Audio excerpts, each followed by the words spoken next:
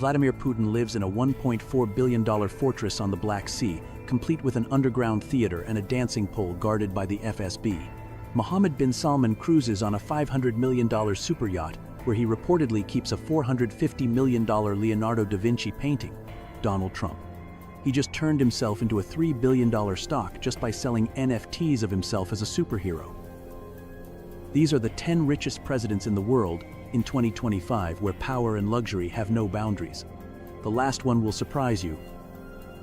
Number 10 is Inside $3 billion Trumps, the truth they won't tell you. They say money talks, but in Donald Trump's world, it shouts from the top of a Manhattan skyscraper, flies in a personalized Boeing 757, and tweets in all caps even after being banned. In 2025, Trump isn't just back in the Oval Office, he's back on the billionaire list, and not just by a little.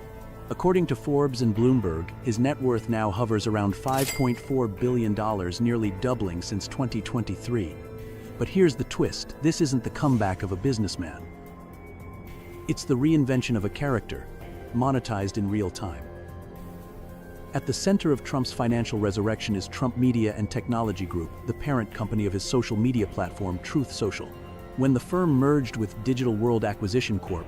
And went public, Trump's 60% stake instantly shot past $3 billion on paper. But the company, as The Guardian reports, earned just $4 million in revenue in 2024, $4 million in, yet $3 billion out. This is no traditional business. This is identity investing, where fans don't just buy stocks, they buy into a belief. Trump supporters treat him like a market signal, and Wall Street, against its better judgment, has played along. For now. But Trump didn't stop there. In a move that blurred satire and capitalism, he launched NFT trading cards himself as an astronaut superhero, even a cowboy. Absurd, yes. Successful, absolutely. According to the New York Times, they sold out in hours, generating millions of dollars and, more importantly, dominating headlines without spending a cent on marketing. Now let's talk about lifestyle. His Boeing 757, affectionately called Trump Force One, returned to the skies after a multi-million-dollar upgrade. The jet, worth roughly $100 million, features gold-plated seatbelts, custom leather interiors, and a theater room. His Mar-a-Lago estate remains the crown jewel, estimated at $250 million, with members paying up to $500,000 just to join the club. This isn't a home, it's a headquarters for American royalty, media warfare, and political deals sealed over steak and Diet Coke. But here's the part they don't want to talk about. Despite the fanfare, Trump Media is under SEC investigation for potential misrepresentation in disclosures. And while supporters cheer, every price spike regulators are asking, is this a viable company or the most expensive fan club in history? Yet Trump's genius isn't in what he builds, it's in what he sells. And what he's selling now isn't a hotel, a golf course, or even a policy. It's him, an icon, a movement, a marketplace. In the end, maybe the real asset wasn't in his portfolio, but in our attention. And that's worth more than $3 billion. Number 9 is the $1.4 billion palace they say isn't Putin's. You won't find his name on the deed, no signature. But everyone in Russia and nearly every intelligence agency in the West believes he owns it. Perched above the Black Sea, hidden behind forests and fences, sits a palace worth over $1.4 billion. Locals call it Putin's Palace. Officially, it belongs to a little-known company, but aerial photos, leaked blueprints, and testimonies say otherwise. This is not a home, it's a fortress. According to The Guardian and Reuters, it contains an underground ice rink, a private theater, wine-tasting tunnels, Italian furniture flown in on private jets, and a stripper pole room. Yes, a pole dancing chamber guarded by armed FSB officers, because in Putin's world, even sin comes with surveillance. But here's the twist: Vladimir Putin, president of Russia, declares a modest income of under $150,000 per year. Drives a Lada, they say. Lives, simply, they insist. Meanwhile, Bloomberg, Forbes, and multiple EU watchdog reports estimate his unofficial net worth could soar to $7,200 billion, making him quietly perhaps the richest man on earth. How, through a tight web of oligarchs, loyalists, and offshore havens, he doesn't hold assets his circle does. From yachts docked in Monaco to luxury apartments in Switzerland and hidden shares in energy conglomerates, Putin's power isn't just political, it's deeply, invisibly financial. But what makes it all so haunting? The silence. Unlike other billionaires who post yachts on Instagram or parade down Davos corridors, Putin wears wealth like a weapon, invisible, silent, and strategic. Every property, every transaction is designed to disappear behind layers of trusts and proxies. This isn't about luxury, it's about control. And here's the shocker: in 2021, a Russian dissident group released drone footage of the Black Sea Palace, ornate gates, a private vineyard, helicopter pads. The Kremlin denied everything, but the people weren't watching for proof, they were watching for confirmation of what they already believed, that in modern autocracy, wealth is power. You don't need to show only to hide well. From a Western lens, this raises hard questions. When transparency is a brand in the US and Europe, what happens when power cloaks itself entirely? Is Putin's fortune a symbol of corruption or a new blueprint for untouchable leadership in the post-truth era? As Russia's media remains tightly controlled and sanctions pile up, one fact remains: Vladimir Putin is no longer just a man. He's an empire untraceable, unaccountable, and for now, untouchable. Number 8 is the $500 billion city, the prince who's betting on the future. He doesn't wear a crown. But make no mistake, Mohammed bin Salman, the crown prince of Saudi Arabia, sits at the intersection of power, oil, and vision like no one else in the 21st century. And while some billionaires collect yachts or buy sports teams, MBS, his global monogram went one step further. He's building an entirely new civilization. It's called Neom, a city rising out of the Saudi desert, with a projected cost of $500 billion, not a million billion, funded by the country's massive sovereign wealth fund, which MBS himself oversees. Neom is designed to be a zero-carbon AI-powered megacity where robots do the chores and flying taxis glide past mirrored skyscrapers. Sounds like science fiction. Well, according to Bloomberg, construction is already underway, and contracts are being signed in silence, far from headlines. But the Crown Prince's portfolio of power doesn't stop in the sand. In 2017, the New York Times confirmed that MBS personally acquired Leonardo da Vinci's Salvator Mundi for a staggering $450 million. The painting mysteriously disappeared from public view after a brief exhibition reportedly housed now on his yacht, Serene, a floating palace worth over $500 million, complete with multiple helipads and an indoor seawater pool. Shockingly, MBS paid $300 million for that yacht on impulse after spotting it docked during a vacation in France.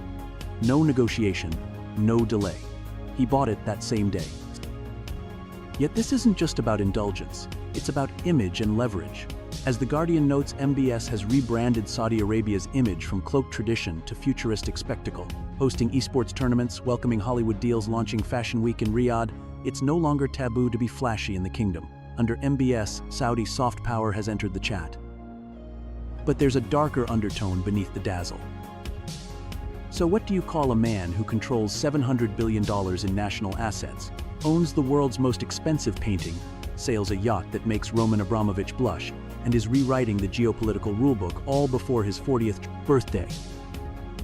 A visionary, a disruptor, or the most calculating brand architect of the post-oil era? Number 6 is inside the private empire of the world's most strategic ruler. If power had a quiet twin, its name would be Mohammed bin Zayed Al Nahyan, or MBZ as the global elite know him. Unlike flashier royals with mirrored cities or viral NFTs, MBZ plays a different game, a colder one, quieter, and far more effective. As the president of the United Arab Emirates and ruler of Abu Dhabi, MBZ controls the most powerful emirate in the country. His personal net worth is between $15 to $20 billion, but what truly matters isn't what's in his name, it's what's in his grasp. And what's in his grasp? Nearly $1.4 trillion in national assets. From Mubadala to ADQ, from sovereign wealth to surveillance firms, MBZ has transformed the UAE into a soft power machine with hard edges. According to the New York Times, he's reshaped the Gulf's role in global geopolitics not by shouting but by outmaneuvering. But don't confuse subtlety with simplicity. Behind palace walls in Abu Dhabi lies Qasr Al Watan, the presidential palace, a marble and gold colossus with crystal chandeliers large enough to hang a Bentley from.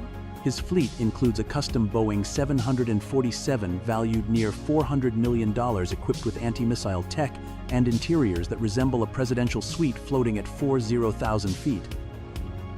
His private residence, little is known, and that's the point. While MBS buys Leonardo da Vinci, MBZ buys influence. While others flaunt yachts, he buys ports from Africa to the Mediterranean, securing the UAE's grip on trade data and military positioning. A king without a crown playing chess on 3 continents.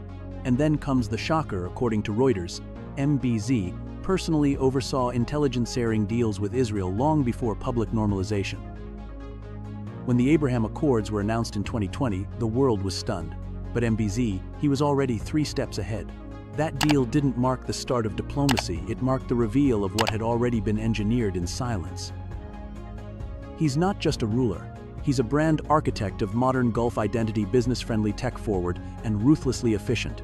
His moves attract Silicon Valley defense contractors and art dealers in equal measure. And while Dubai dazzles for Instagram, Abu Dhabi controls the contracts. But here's the paradox. For a man behind so many headlines, MBZ rarely speaks.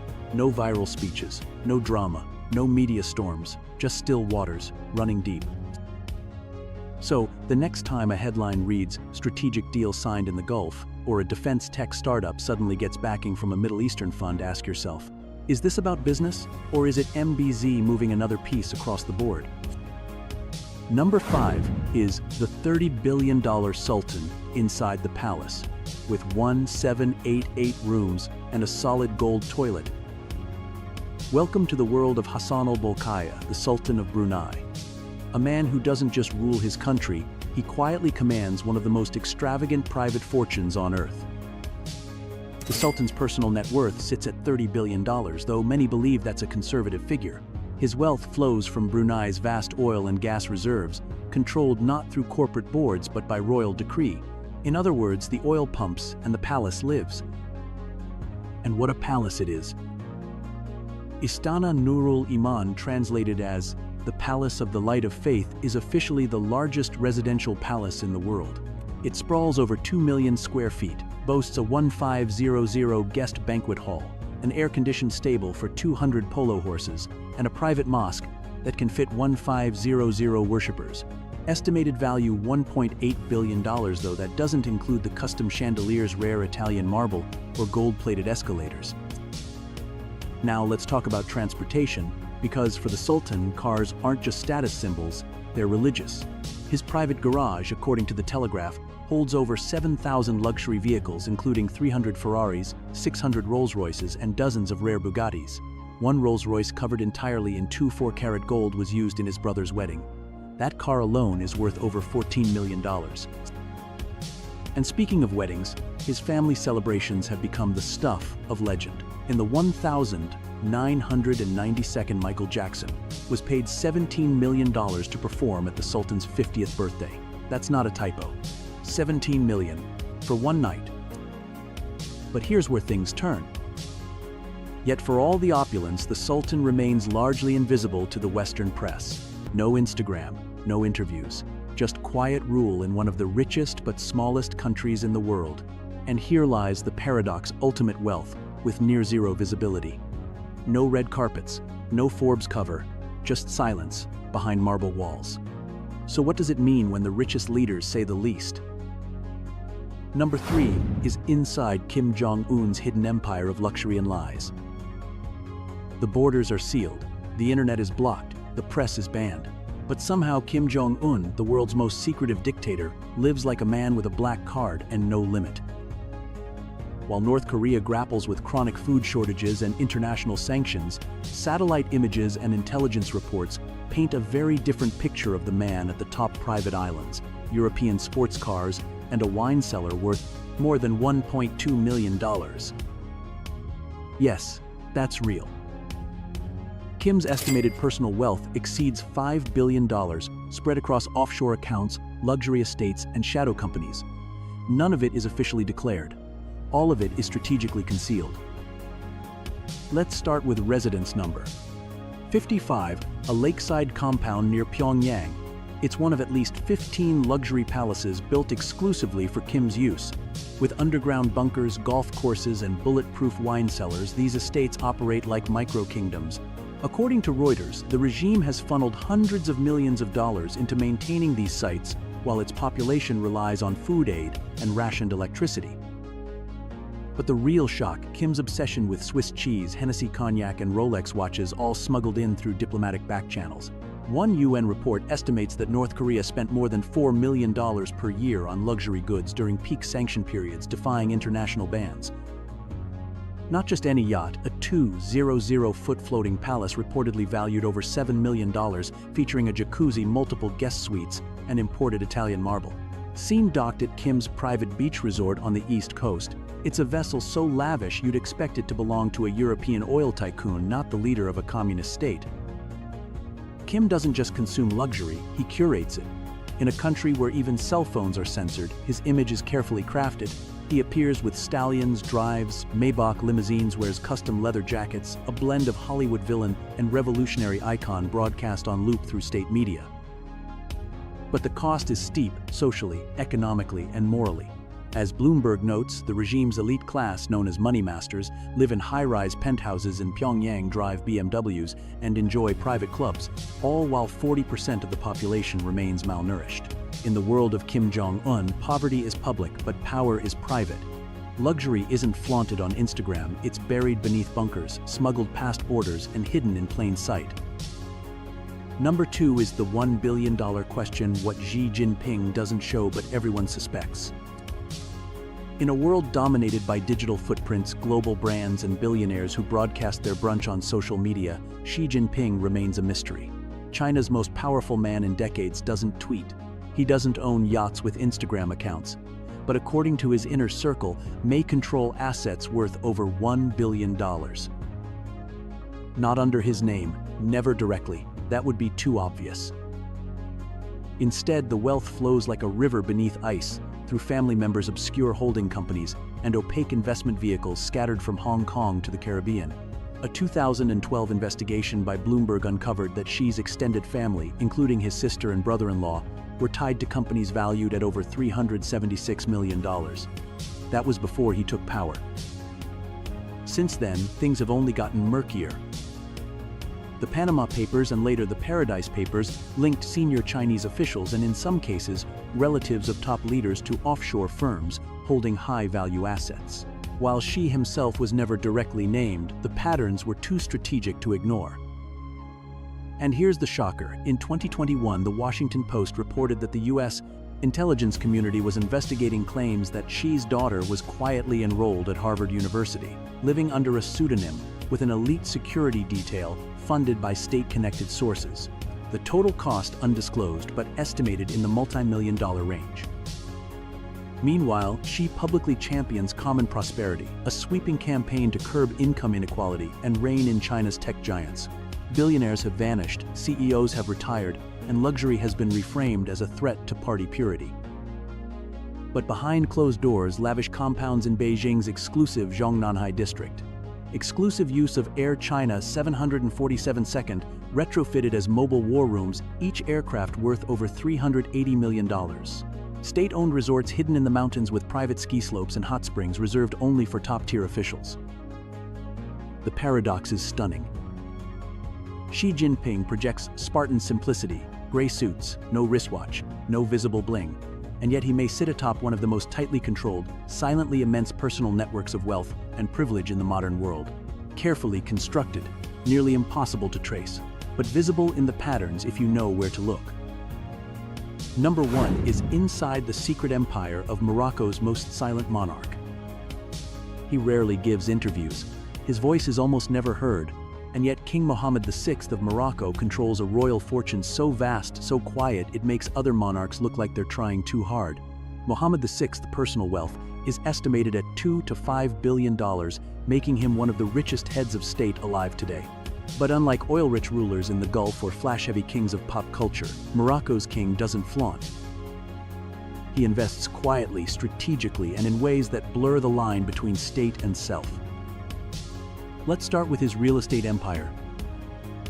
He owns over a dozen palaces scattered across Morocco, each maintained by public funds, yet shielded by a veil of royal discretion.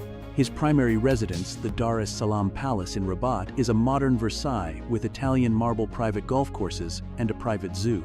The total value analysts estimate over $250 million, not including priceless art and furniture passed down through centuries. But his most curious property, a private chateau in Betz, France, just an hour from Paris. Purchased in the 1972 by his father and quietly inherited the estate, has staff flown in from Morocco, is guarded by elite forces, and according to the Telegraph, includes a full-scale replica of a royal hammam. French taxpayers often raise an eyebrow, but the chateau remains off-limits to journalists. Now here's the twist. Mohammed VI isn't just a monarch, he's a corporate titan. Through SNI, Société Nationale d'Investissement, the royal holding company, he controls massive stakes in Morocco's largest banks, mining operations, telecom firms, and even supermarket chains. When SNI merged with ONA Group, it created a behemoth that touches over 50% of Morocco's economy. Some critics, including the New York Times, have raised concerns about fair competition in a system where the monarchy effectively plays regulator and competitor at once. And yet here's where things get complicated. In 2021, as Morocco faced rising poverty and unemployment, especially post-COVID, Mohammed VI's royal budget increased to over $200 million per year, according to Reuters.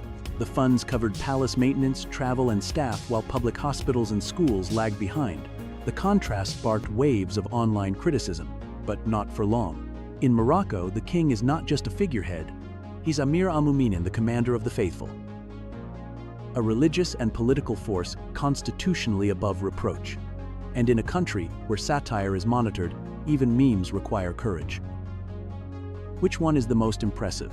Let me know what you think in the comments below. I'd love to hear from you. Like this video, subscribe, so you never miss a new story about the world's most fascinating people. Thanks.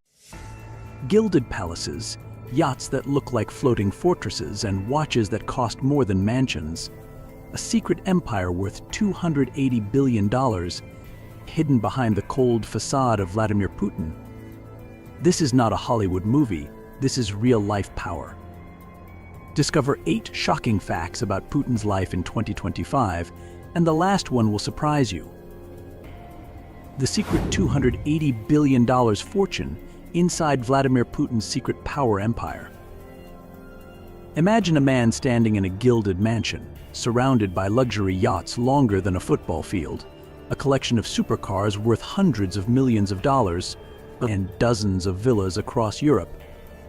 A mysterious property empire estimated to be worth $280 billion, surpassing even the world's most famous billionaires like Elon Musk. That man is Vladimir Putin, the Russian president, a figure who has carved his own name on the global power map. He came from the rough streets of Leningrad, where street fights taught young Putin a vital lesson: if a fight is inevitable, throw the first punch. It was that philosophy that transformed him from a street urchin into the most fearsome and cold-blooded symbol of political power in the modern world. But Putin's power is not just political, it is underpinned by a vast and well-hidden fortune. But Western analysts believe that much of his wealth is hidden behind complex financial layers, from shell companies, offshore bank accounts, to loyal cronies like the Rotenberg brothers. High-profile leaks such as the Panama Papers have revealed a complex financial network in which Putin's childhood friends hold vast sums of money on his behalf. While Western sanctions have been imposed on Russia and its individuals, Putin's personal fortune has remained largely intact, thanks to his mastery of concealment that makes it nearly impossible to trace and block. Putin has been training himself to be a true tough guy since his teenage years. He studied judo and sambo, earned a black belt, won titles in competition. He not only learned how to win physical battles, but also honed the uncompromising survival instinct that would become his Putin trademark. Images of a shirtless man riding a horse across an icy river, wrestling a bear, or playing ice hockey were more than just a show. They were a powerful message. Putin was pure power personified. As his childhood friends like Rotenberg became Russia's most prominent billionaires, the question that haunted observers was, Were they living safes for Putin's secret assets? With billions of dollars held through close friends, spread from Switzerland to the Virgin Islands, the veil covering Putin's wealth empire only grew thicker. If there is one thing that is certain in this strange tale, it is this: power, wealth, and ambition, when combined, create a world unlike anything we have ever seen. It is a world of lavish palaces hidden in the Siberian woods, four-story superyachts moored offshore, and vast investments quietly flowing through tax havens. While the morality of such wealth and power remains a hotly debated topic around the world, one thing is undeniable: Vladimir Putin has redefined the definition of victory. For him, victory is not just about surviving, it is about conquering, taking over, and delivering the first punch with the heft to assert dominance. And to this day, despite the world's efforts to shed light on every corner of that empire, the true secrets of Putin's wealth remain hidden in the thickest fogs of global politics. What do you think? Is this power or just corruption on a global scale? Let us know your thoughts below. Putin announces 72-hour ceasefire, power play or message to Trump. In a move that has shocked the world, Russian President Vladimir Putin has announced a 3-day ceasefire in Ukraine, coinciding with the 80th anniversary of the Soviet Union and its allies' victory in World War II. According to the official statement from the Kremlin, the 72-hour ceasefire will take effect from midnight on May 8th until May 10th. The statement stressed all military actions will be suspended during this time. Russia believes that Ukraine should also comply. However, the statement also warned if Ukraine violates, the Russian armed forces will respond appropriately and effectively. Currently, Ukraine has not made any official response to Moscow's unilateral ceasefire. Notably, this is not the first time Putin has sent a signal of peace. He had previously declared a 30-hour ceasefire over Easter. But both sides have repeatedly accused each other of violating the pledge, leaving the peace effort in tatters. With Washington increasingly impatient, the ceasefire move clearly carries deeper implications. Many observers believe it is a direct message to US President Donald Trump, emphasizing that Russia remains interested in the peace process, despite doubts from Ukraine and its European allies.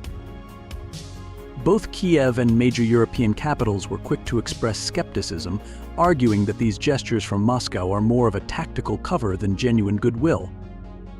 Putin's announcement also came shortly after President Trump publicly criticized Russia for its repeated attacks, expressing concern that Moscow was using me, a statement that shook the international diplomatic community. Washington has repeatedly stressed in recent statements that it will withdraw from peace efforts if it does not see real progress from Russia, a powerful warning that puts Moscow under increasing pressure. In this multi-trillion-dollar global power game, the biggest question remains: is this a real turning point for peace, or just a subtle tactical move between the superpowers? Inside the $1.3 billion Putin Palace, a fortress-protected kingdom of luxury. A lavish castle on the turquoise shores of the Black Sea, where every stone and tree branch is part of a drama of power. The grounds are so vast you could walk all day and still not explore them all, with elaborate Japanese gardens, pools suspended above the ground, and man-made hills that hide the concrete structures from prying eyes offshore. This is no Hollywood, nor European royalty.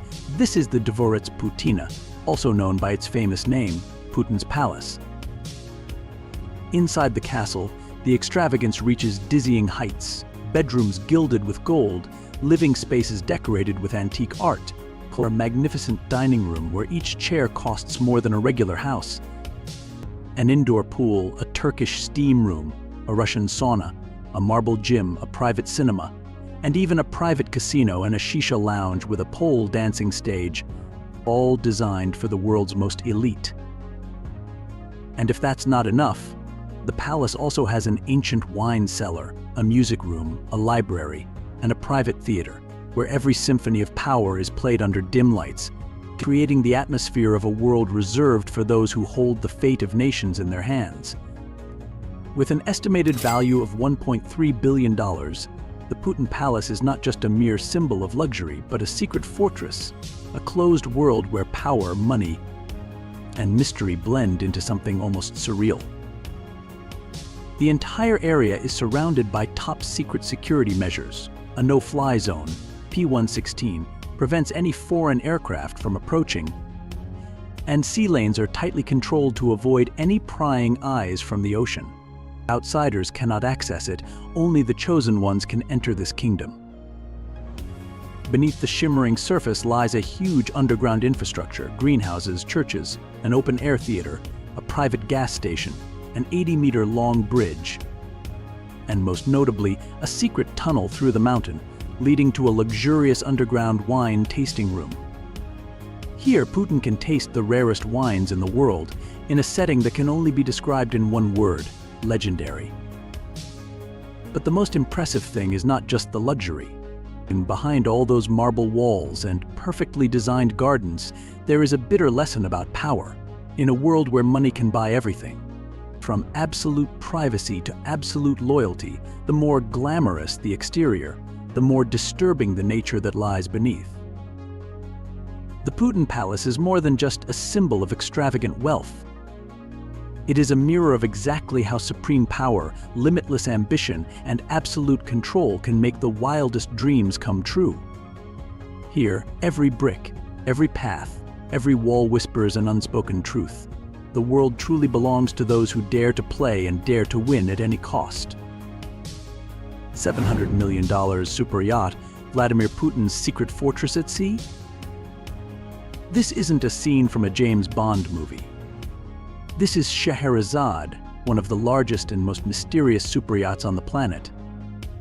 A 140-meter-long mobile fortress, gleaming in the Mediterranean sun, with an estimated value of $700 million, a figure that would make even the world's richest billionaires bow in awe. In a world where walls are gilded and dinners are served on tables encrusted with precious stones, Scheherazade stands out as a symbol of unparalleled wealth. Designed to be a mobile masterpiece, the vessel boasts 2 helipads, a lavish swimming pool, a private onboard cinema, and enough space to accommodate 70 crew members, each playing a role in running the floating kingdom. But what's even more intriguing are the whispers that Scheherazade houses previously undisclosed high-end technology that makes it look like a Hollywood villain's mobile base. Insider sources have even compared its security and defense features to military standards, further adding to the mystery surrounding the superyacht. Aesthetically, Scheherazade is finished with the most lavish interiors, bedrooms decorated in fine silk, spacious living rooms covered in Italian marble, and exquisite details in pure gold. Anyone who steps on the deck of this vessel can immediately sense that they are entering a realm that only those with ultimate power can call home. Built by the renowned German shipyard Lürssen and completed in 2020, Scheherazade is not only the pinnacle of marine engineering but also a statement of power and luxury. Quietly moored in Marina di Carrara, Italy, the superyacht has immediately attracted global attention not only for its overwhelming luxury, but also for rumors that its true owner may be Russian President Vladimir Putin. And if the luxury wasn't enough to make you dizzy, the element of mystery makes Scheherazade an undeniable symbol of underground power. Western intelligence agencies have long had their eye on the ship, but determining its true ownership is as complicated as a multi-layered game of chess, where every move is carefully shielded by shell companies in Europe's strict secrecy laws. The story of Scheherazade is not just a story of unimaginable luxury, it is also a story of how power really works in the shadows, where assets worth hundreds of millions of dollars can float quietly offshore without anyone being sure who is really behind them. Do you think this yacht is just luxury or a hidden tool of power? We'd love to hear your thoughts. The $700,000 armored fortress built for Vladimir Putin when power and luxury collide. A gleaming, meter-long limousine, its paintwork gleaming in the Moscow sun, but hidden beneath its beauty are 6.5 tons of steel, titanium and bulletproof glass, ready to repel a biological attack. That is the Aurus Senat, the Kremlin Mobile. A $700,000 limousine designed for a man who knows better than anyone that surviving on the international stage requires not only talent but also invulnerability. First introduced at Vladimir Putin's inauguration in 2018, the Aurus Senat immediately became a new symbol of Russian power, replacing the foreign models that had accompanied previous leaders. This is not just a car, it is a declaration, a steely declaration that Russia can create anything at the highest level. Not only serving the president, the Aurus Senat has also become a symbolic diplomatic tool. In 2024, in a meaningful move, Putin presented 2 Aurus Senats to North Korean leader Kim Jong-un, further cementing the increasingly close relationship between the two countries. According to many sources, when he personally tested the Senate, Kim Jong-un was completely amazed by the solidity and luxury that far exceeded his expectations. Developed by NAMI, Russia's leading automobile research institute, the Aurus Senat is the first domestically produced presidential limousine since the collapse of the Soviet Union. Its construction was kept in absolute secrecy. Engineers worked under strict government supervision, constantly testing, modifying and perfecting dozens of prototypes, until the final result met the highest standards of security, engineering, and luxury. In terms of design, the Aurus Senat is reminiscent of a luxury Rolls-Royce, but beneath its elegant exterior lies a mobile fortress capable of withstanding high-caliber bullets, anti-tank mines, and even biological attacks. Military-grade air filtration systems, bulletproof tires, and a reinforced chassis made of ultra-strong alloys make this car the safest place for Russia's most powerful man. With demand growing, Aurus Motors has now expanded production to new factories in Russia, including the former Toyota plant in St. Petersburg, making the dream of producing a domestic luxury car a reality. An engineer who worked on the project described the moment the Senat first rolled out of the factory. It was like we had launched a rocket into space. But this time it was a machine that protected the nation's dream of survival. And for Putin, a man who has lived through some of the most turbulent times in modern history, the stakes are always high. And so only a car like the Aurus Senat is enough to keep up with him.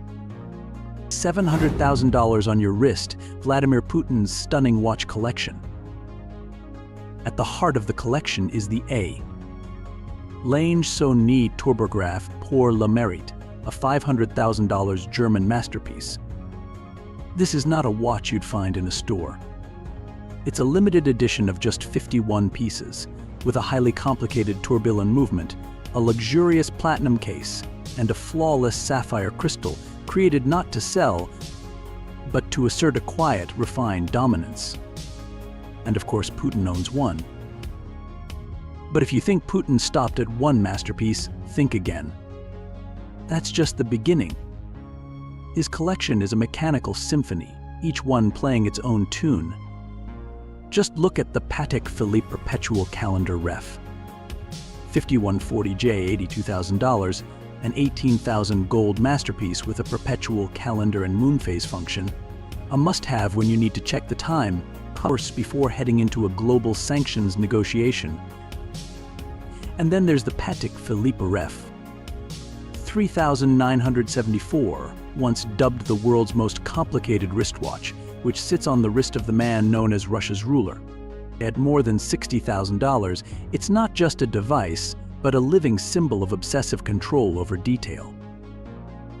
While most of us check the time on our smartphones, Vladimir Putin wears history, geopolitics, and global messaging right on his wrist. In a collection of watches worth up to $700,000, carefully curated like living diplomatic treasures. But for Putin, watches are more than just jewelry. Each tick is a message. A silent whisper, I have taste. I have power. And I can bend time to my will. You might even hear a chuckle from the turbograph. When you own a political system, you can make time wait for you. Indeed, in a world where time is money, for Putin, time is a weapon. It is no longer a minute, but a personal statement crafted by master watchmakers, for those at the top of the pyramid of power. So, next time you look at your smartwatch to check your heart rate or step count, remember, while you count your steps, Putin wears on his wrist something that counts the movements of history. Vladimir Putin's $2 billion art collection, a true legacy or a hoax of the century. A $2 billion art treasure trove, not displayed in the Hermitage Palace, not in a bulletproof safe at a state museum, but hidden away in a Soviet-era Moscow apartment whose hallways still smell of boiled cabbage. A modest place, but one that could house masterpieces by Leonardo da Vinci, Michelangelo, Rembrandt, and Rubens, a list that would make any major museum in the world look up. And the rightful heir to this legendary collection, none other than President Vladimir Putin. The story begins like a Cold War spy novel. Nina Maleva, a prominent art critic and lifelong Putin admirer, claims that the collection was hidden away by her husband's grandfather, Ivan Grinyov, a 19th century theater artist, to protect it from the Bolsheviks. After the collapse of the Soviet Union, the collection was gradually revealed. It was initially valued at around $400 million, but over the decades that figure ballooned to $2 billion, depending on which experts were willing to bet their reputations. But here's the part that has both the art and intelligence worlds on edge. No one knows for sure whether the paintings are real or fake. Some historians believe that Grinyov may never have existed, and that the collection may have been the result of covert Soviet intelligence operations after World War II, that is, looted from Europe. Maleva, meanwhile, stuck to her story and legally willed the entire collection to Putin. By Russian law, she was required to name an heir. She chose the president. Today, the entire treasure remains in Maleva's old apartment, guarded 24/7 by Russian security forces, as if it were a strategic weapon. There was no grand opening, no tickets. Just darkness, silence, and the biggest question in the modern art world: if a collection can contain Da Vinci and no one is allowed to see it, does it really exist? For Vladimir Putin, mystery has always been part of his brand. From his $700 million yacht to his underground palace to his art collection that may or may not be real, he has built his image not just on political power but on tightly controlled perceptions. In a world where image is power, the fact that this art collection is unverified is perfect. Inside Vladimir Putin's hidden closet, when a $14,000 coat is more than just fashion. It's a chilly Moscow evening, flashbulbs flash, and in the middle of the power crowd stands Vladimir Putin, clad in a $14,000 Loro Piana coat. This isn't just a coat to keep you warm, it's a battle suit. Every stitch, every thread of fabric is a chilling statement. Real power doesn't scream, it whispers in premium cashmere. And in the gym? While most people wear old sweatpants and faded sneakers, Putin burns calories in a $3,220 silk cashmere tracksuit, also from Loro Piana. Because for someone who's taken on the world, why sweat in polyester when you can stretch your legs in Billionaire couture? Put that into context. When the average Russian earns about $15,000 a year, Putin's tracksuit alone is worth 3 months' salary. This isn't just fashion, it's a statement. A statement that true power is worn in whispers, not shouts. Putin arrives at summits in custom-made suits from Brioni and Khitan, each worth about $5,350, masterpieces of Italian craftsmanship, where every stitch is woven with cold calculation. And when he adds a Valentino tie, it's more than an accessory, it's a psychological attack wrapped in silk. Walk into the red velvet-lined corridors of the Kremlin, and you're not just entering a power center. You're walking into one of the world's most expensive wardrobes. Putin doesn't just rule by policy, he rules by style. And that fashion collection? A masterclass in tailor-made power. Footwear? Putin steps into power in Salvatore Ferragamo and John Lobb, some costing as much as $11,000. These aren't just shoes, they're mini thrones for the feet of a modern-day tar, crafted in secret workshops, sealed with heritage and tradition. And just when you think you've seen the height of luxury, the myth is rekindled, the gold-plated toilet. True or exaggerated, the mere existence of the rumor paints a picture of a mid-century tar. But it's not just a show of wealth. It's all strategy. Putin's wardrobe is a weapon, every cuff a statement, every button a warning. In the West, power is measured in boardrooms and legions. In Moscow, it is sometimes measured in the sheen of a coat or the sharpness of a seam. So the next time you see Putin stepping off a jet black motorcade, remember, you are not just seeing a president, you are witnessing a symphony of silk, power and masterful strategy, all performed in Italian, to the rhythm of fine cashmere. Vladimir Putin's secret family life. Vladimir Putin, the Russian president, is famous for being so secretive that even his most mundane moments are kept secret. Putin married Lyudmila Shkrebneva in 1983 and has two talented daughters, Maria Vorontsova, a pediatric endocrinologist, and Katerina Tikhonova, a scientist and entrepreneur in the field of artificial intelligence. After nearly 30 years of marriage, the couple announced their divorce in 2014 in a rare and carefully crafted announcement, true to his tight-lipped style. But the story doesn't end there. According to various sources, Putin has other children from private relationships. Elizaveta Rozova is said to be his daughter with Svetlana Krivonik, a prominent businesswoman. And at least two of his sons are rumored to be the result of his relationship with Alina Kabayeva, a former Olympic gold medalist gymnast. Putin is also believed to be a grandfather, with at least 3 grandchildren born in the past decade, but their identities are kept as state secrets. While world leaders often boast about their families, Putin has built an invisible fortress around his loved ones. He rarely mentions his children in official statements, and even the smallest tidbits of information, like the fact that they speak Chinese, are revealed with great care. Outside the cold, political arena, Putin is a man who is deeply attached to nature and sports. The images of him riding through the Taiya, fishing on icy lakes, or training hunting dogs with a determined look on his face are not merely relaxing. They are a silent reminder that even in the harshest natural world, he is in control. For Vladimir Putin, his family is more than just a home base. It is a forbidden domain, a secret kingdom that exists alongside his global political career. And just as he plays his geopolitical chess on the international stage, Putin plays his family chess with the utmost secrecy, every move meticulously calculated, every piece of information strategically revealed or withheld. Because in Putin's world, true power is not only expressed in policy and military force, it is also expressed in absolute control of the most private things, where every rumor, every mystery, adds a layer of permanent power to his name.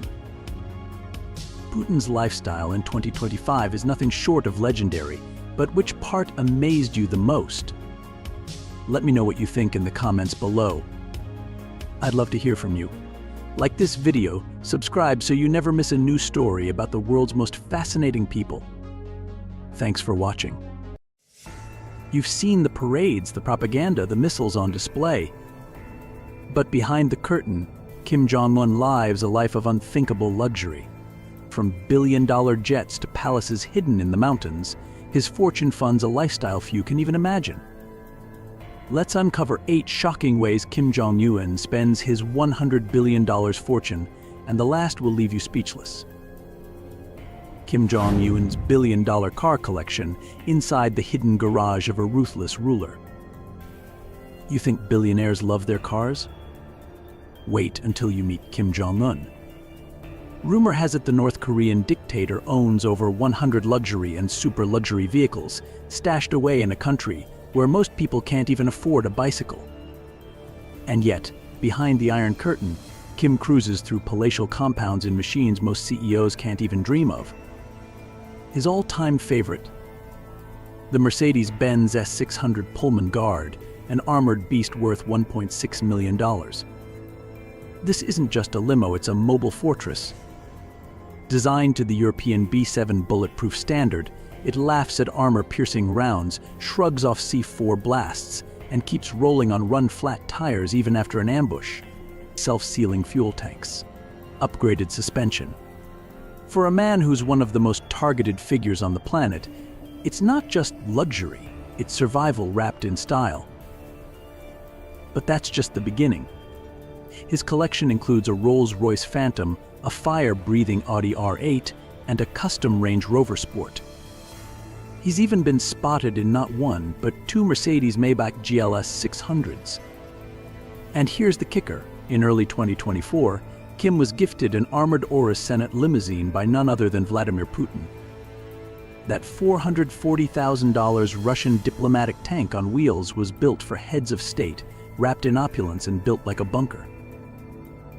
In total, when you account for the secret import routes, military-grade armoring, hidden garages, and the sheer cost of maintenance and operation, believe Kim's car collection could be worth hundreds of millions, possibly pushing toward $1 billion.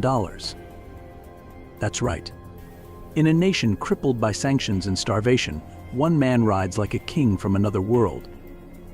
It's not just excess, it's domination on wheels. If you love Kim Jong-un's lifestyle, comment classy. 17 palaces, underground bunkers, and private islands. This isn't a president's portfolio, it's a king's chessboard. And every move is cloaked in paranoia. The $1 billion palaces of the world's most mysterious dictator. You might be curious where Kim Jong-un actually lives, but here's the catch: with 17 palaces scattered across North Korea, even he might lose track. We're not talking about a few vacation homes. This is an empire of real estate unlike anything you've ever seen. From mountain hideaways to coastal compounds with private seaports, from underground bunkers to full-blown theaters, Kim has transformed his country into a chessboard of power, secrecy, and staggering excess. There's even a private island in the mix. At the center of this fortress network stands Ryongsong Residence, just north of Pyongyang. This isn't a mansion, it's a state within a state. Think CIA-level security with underground escape tunnels, air defenses, and a private runway big enough to land a Cold War-era L-62M. It houses war rooms, private cinemas, and spaces so restricted that only the most trusted inner circle have ever seen them. But if Ryongsong is the control tower, then Kumsusan Palace of the Sun is the shrine. Once the official workplace of Kim Il-sung, it was converted into one of the largest mausoleums on Earth after his death, and now holds not only him but also Kim Jong-il, Kim Jong-un's father. Each body lies in state inside a climate-controlled glass sarcophagus, guarded around the clock. The halls go on for miles. Inside are galleries filled with medals, statues, and eerie exhibits, like the golf cart Kim Jong-il once used, or the train carriage where he died. The estimated cost of this transformation are up to $1 billion. But Kim's extravagance doesn't stop with sacred monuments. One of his palaces boasts a 1,000-seat private movie theater that cost hundreds of thousands of dollars to build, just to watch selections from his rumored library of 20,000 Western films. And let's not forget the 30-grand pianos, each priced at around $60,000, decorating his palaces like living room sculptures. Why so many pianos? Maybe it's not about music. Maybe it's about reminding himself in every corner of every palace that he's richer, safer, and more untouchable than anyone on the planet. This isn't just real estate, it's a ritual. It's power turned into marble, mahogany, and armored doors. And it all exists in a country where power outages are routine, food rations are law, and international sanctions choke the economy. Kim doesn't just rule land and sky, he sails in floating fortresses few have ever seen. These aren't yachts, they're floating kingdoms of power. Kim Jong-un's $100 million jet inside Air Force One. You've heard of Air Force One, the flying fortress of the US president, but did you know that Kim Jong-un has his own high-flying beast? Nicknamed Air Force UN, this isn't just a plane, it's a flying symbol of power, secrecy, and unimaginable opulence. And it's unlike anything you'd expect from one of the most isolated nations on Earth. The aircraft? A Cold War relic, the Ilyushin Il-62M. 4 roaring engines, a 10,300-kilometer range, and a haunting Soviet design that now houses something eerily presidential. It can fly non-stop from Pyongyang to the US West Coast or glide over European capitals like Zurich or Stockholm. But this isn't about where it goes, this is about how it gets there. Because inside this $700,000 shell is a refitted interior that likely cost tens of millions of dollars. Think private conference rooms, anti-missile systems, and high-security comms, the world's most elusive leader, floating above the clouds in absolute, untraceable comfort. But Kim didn't stop there. Enter the Antonov An-148, a $35 million Ukrainian-built jet that North Korean media flaunted in 2015. Oh, did they show it off?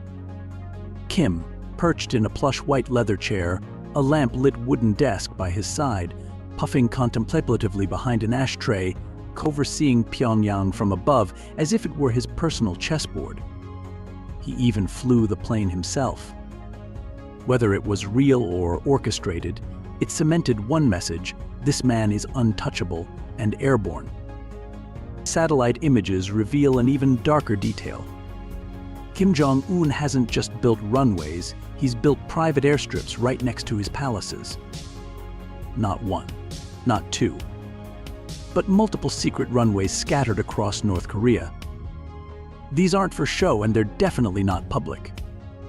They're designed for one man, giving him the power to disappear or relocate at a moment's notice. No passports, no customs, no witnesses. Just a dictator and his hidden highways to the sky.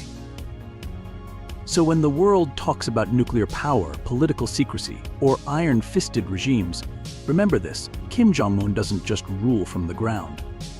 He commands from the clouds on his own terms.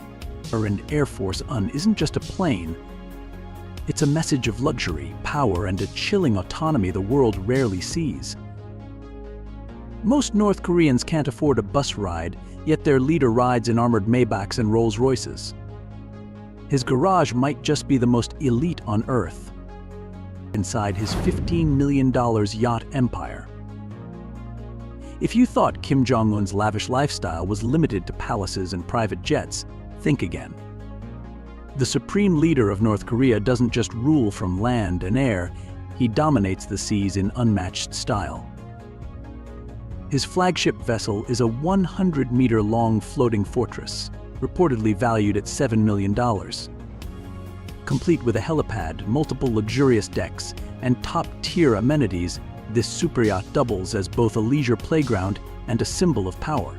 With room to host up to 30 elite guests, it's the ultimate venue for secretive state visits or exclusive retreats with his inner circle.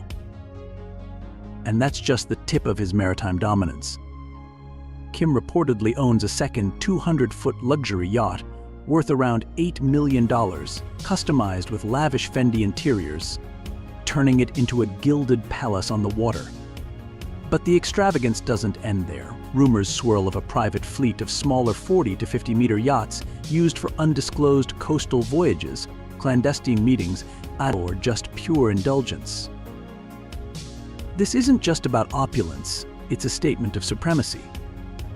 While North Korea's citizens live under constant hardship, Kim Jong-un sails forward, literally owning the ocean. His yacht empire reveals a dictator whose power stretches to every horizon, on land, in the sky, and across the waves.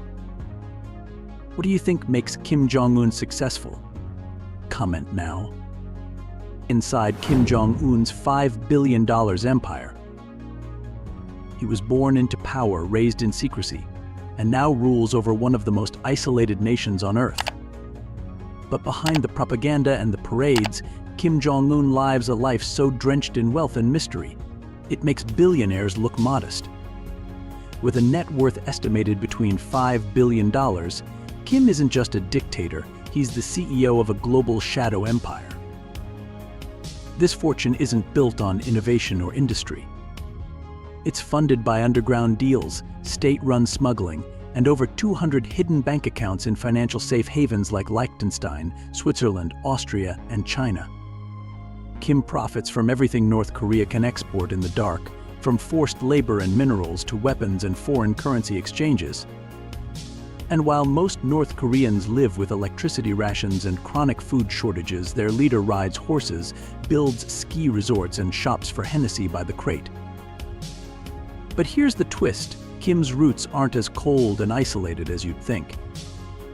He grew up in Switzerland, attending an elite private school under the alias Pak Yuen, where his father paid $25,000 a year in tuition. In class, he was average at best. But in the gym? That's where he came alive. He was obsessed with basketball, idolized Michael Jordan, and plastered his walls with NBA posters.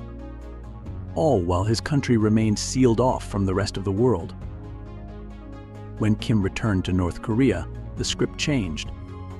He enrolled at Kim Il-sung University, the nation's most elite institution, where official biographies claim he earned degrees in physics and military strategy. Whether he really studied or simply wore the cap and gown is debatable. But what's undeniable is that when his father, Kim Jong-il, died in 2011, Kim stepped into power with chilling ease. Raised in the West, ruling with an iron fist, spending like a king. Kim Jong-un is not just a man with power, he's a product of 3 generations of dictatorship, armed with Western tastes and a brutal vision for the East.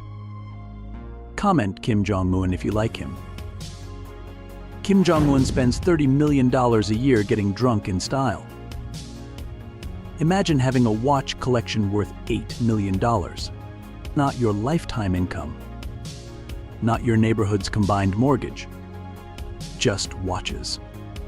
From the sleek Movado Museum black PVD to an 18-karat IWC Portofino in rose gold, this man doesn't just tell time, he owns it. And while most of us might rotate between 2 or 3 timepieces, Kim likely has one for each hour of the day. But it doesn't stop with luxury ticking on his wrist. The supreme leader of North Korea also has a taste for top-shelf liquor that would make any billionaire blush. According to experts, Kim spends as much as $30 million a year, yes, every single year, on imported alcohol. His go-to? The finest bottles of Hennessy cognac, some of which can go for $6,000 to $7,000 a piece. That's right, one bottle of his evening pour could fund your entire kitchen remodel, and you'd still have change for a nice dinner out. And while most world leaders sip champagne at formal receptions, Kim throws back spirits like a rock star, only with more security and fewer Grammy nominations. And if that weren't indulgent enough, let's talk about his cigarettes. Kim is known to smoke the elite and mysterious 727s, a North Korean brand that costs multiples more than premium Chinese cigarettes. Why 7.27? That's the date North Korea celebrates Victory Day, marking the Korean War armistice. But here's the real twist. People in China are reportedly clamoring to get their hands on these overpriced smokes just because Kim lights them up at official events. It's not just a cigarette, it's propaganda you inhale. While North Korea battles poverty and sanctions, its leader is tracking time with $100,000 watches, pouring $7,000 cognac, and puffing on state-branded cigarettes like he's the villain in a Bond movie. It's not just wealth. It's opulence weaponized on display for the world to see and fear. While his people starve, Kim builds billion-dollar beach resorts for foreign elites. But behind the palm trees lies a chilling strategy and a hidden agenda. Kim Jong-un's $1 billion beach resort is about to open, but not for North Koreans. Only in North Korea can you find a luxury seaside resort built just steps from a missile test site, but that's exactly what Supreme Leader Kim Jong-un is about to unveil. In Wonsan, his alleged hometown, preparations are nearly complete on one of the regime's most extravagant undertakings, the Wonsan Kalma Coastal Tourist Zone, a sprawling, A high-end getaway estimated to have cost close to $1 billion. It was originally scheduled to open in 2019 on the birthday of Kim Il-sung, but was delayed by sanctions and pandemic border closures. Now, with construction nearly complete, it stands as a polished facade to a country in ruin, an opulent escape reserved for outsiders, while citizens live under hardship. Satellite imagery analyzed by 38 North shows sunbeds arranged with military precision along the coast, bright new paint on water slides, and sleek resort infrastructure glistening under the sun. But no tourists, at least not yet. The target? Visitors from China and Russia, two key allies still willing to engage. Since private tourism isn't banned by UN sanctions, the plan is clear: lure in foreign currency while avoiding international backlash. It's economic exploitation masquerading as openness. But Kim's obsession with grandeur doesn't stop at the shoreline. This is the same man who dropped $100 million developing amusement parks in Pyongyang and Munsu, only to later scoff at them as pathetic. He maintains an elite stable of thoroughbred horses, reportedly spending up to 20% of the national budget on their care and training. His father, Kim Jong-il, famously claimed to have hit 11 holes in a single round of golf. The tradition of myth-making continues, with Kim Jong-un now owning multiple private golf courses, each costing around $3 million to build and $500,000 a year to maintain. And when the seasons change, he heads to the Masakryong ski resort, a $35 million alpine complex boasting over 70 miles of trails, luxury lodges, spas, and fine dining. Though pitched as a tool to promote tourism, it's more widely believed to serve as Kim's personal winter playground. Other luxury estates, spotted by satellite from Hamhung to the Huaqian Mountains, include 1,000-seat private cinemas, 500-meter runways, helipads, and embedded defense systems. One of his theaters alone cost hundreds of thousands of dollars, simply to house his 20,000 title collection of Western films. Specifically, Kim's soft spot for grand pianos. He owns more than 30 of them, each worth around $60,000, scattered across his various palaces like decorative ornaments, rarely played, but always perfectly positioned. From ski hills to seaside retreats, golf courses to horse palaces, this is a leader not just ruling by fear, but by fantasy. And while the world watches the show, behind the velvet curtain lies the true cost, a nation silenced, hungry. You've seen the surface, now step into the shadows. These 5 secrets reveal the terrifying machinery of control beneath Kim's golden throne. Top 5 darkest secrets inside Kim Jong-un, North Korea. Number 5. The death journey of defectors. Attempting to leave North Korea is one of the most perilous decisions a person can make. Under the cover of darkness, escapees navigate armed borders, hidden landmines, and advanced surveillance. Many carry toxins, fearing the alternative if caught. Some vanish in icy rivers like the Yalu, where in October 2003, 56 bodies were reportedly recovered. Those who reach neighboring countries often remain undocumented, constantly at risk of being returned. Women face extraordinary dangers, with over 70% reportedly subjected to exploitation on their journey. Even after reaching safety, the trauma endures. Number 4. The secret division for elite entertainment. Established in the late 1970s and quietly revived under Kim Jong-un, this secretive unit is one of the regime's most controversial elements. Young girls, some as young as their early teens, are recruited under the promise of fame or prestigious opportunities. In reality, many find themselves controlled and isolated, serving powerful figures in deeply exploitative roles disguised as cultural or wellness support. After years of service, they're let go with a modest sum and a stern warning never to speak of their past. Some speculate that First Lady Ri Sol-ju may have once been associated with this elite group, though no confirmation has ever been given. Number 3. The Hunger Game. During the 1990s, widespread famine claimed the lives of up to 3.5 million citizens. Today, hunger remains a harsh daily struggle.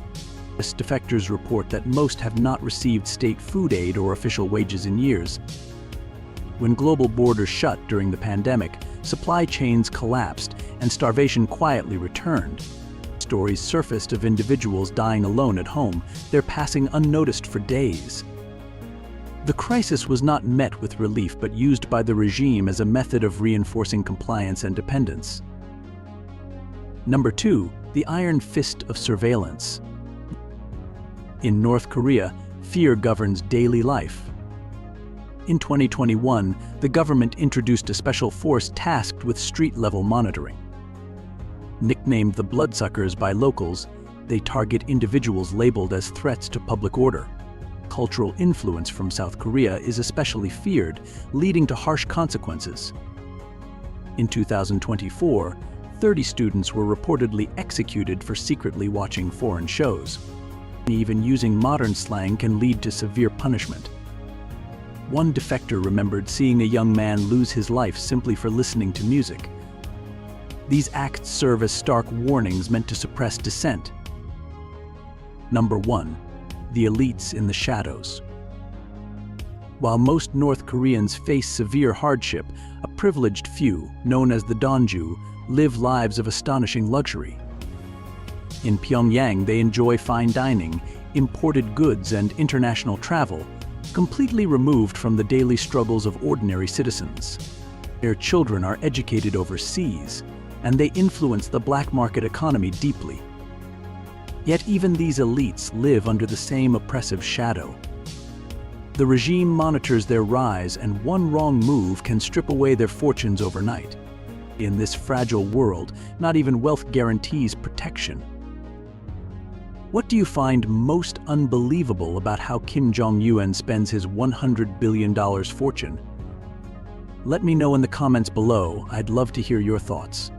Like this video, subscribe, and hit the bell so you never miss another deep dive into the lives of the world's most powerful and mysterious figures. Thanks for watching. Joe Biden, a president known to the world. But few people know that behind the scenes is a life full of surprises.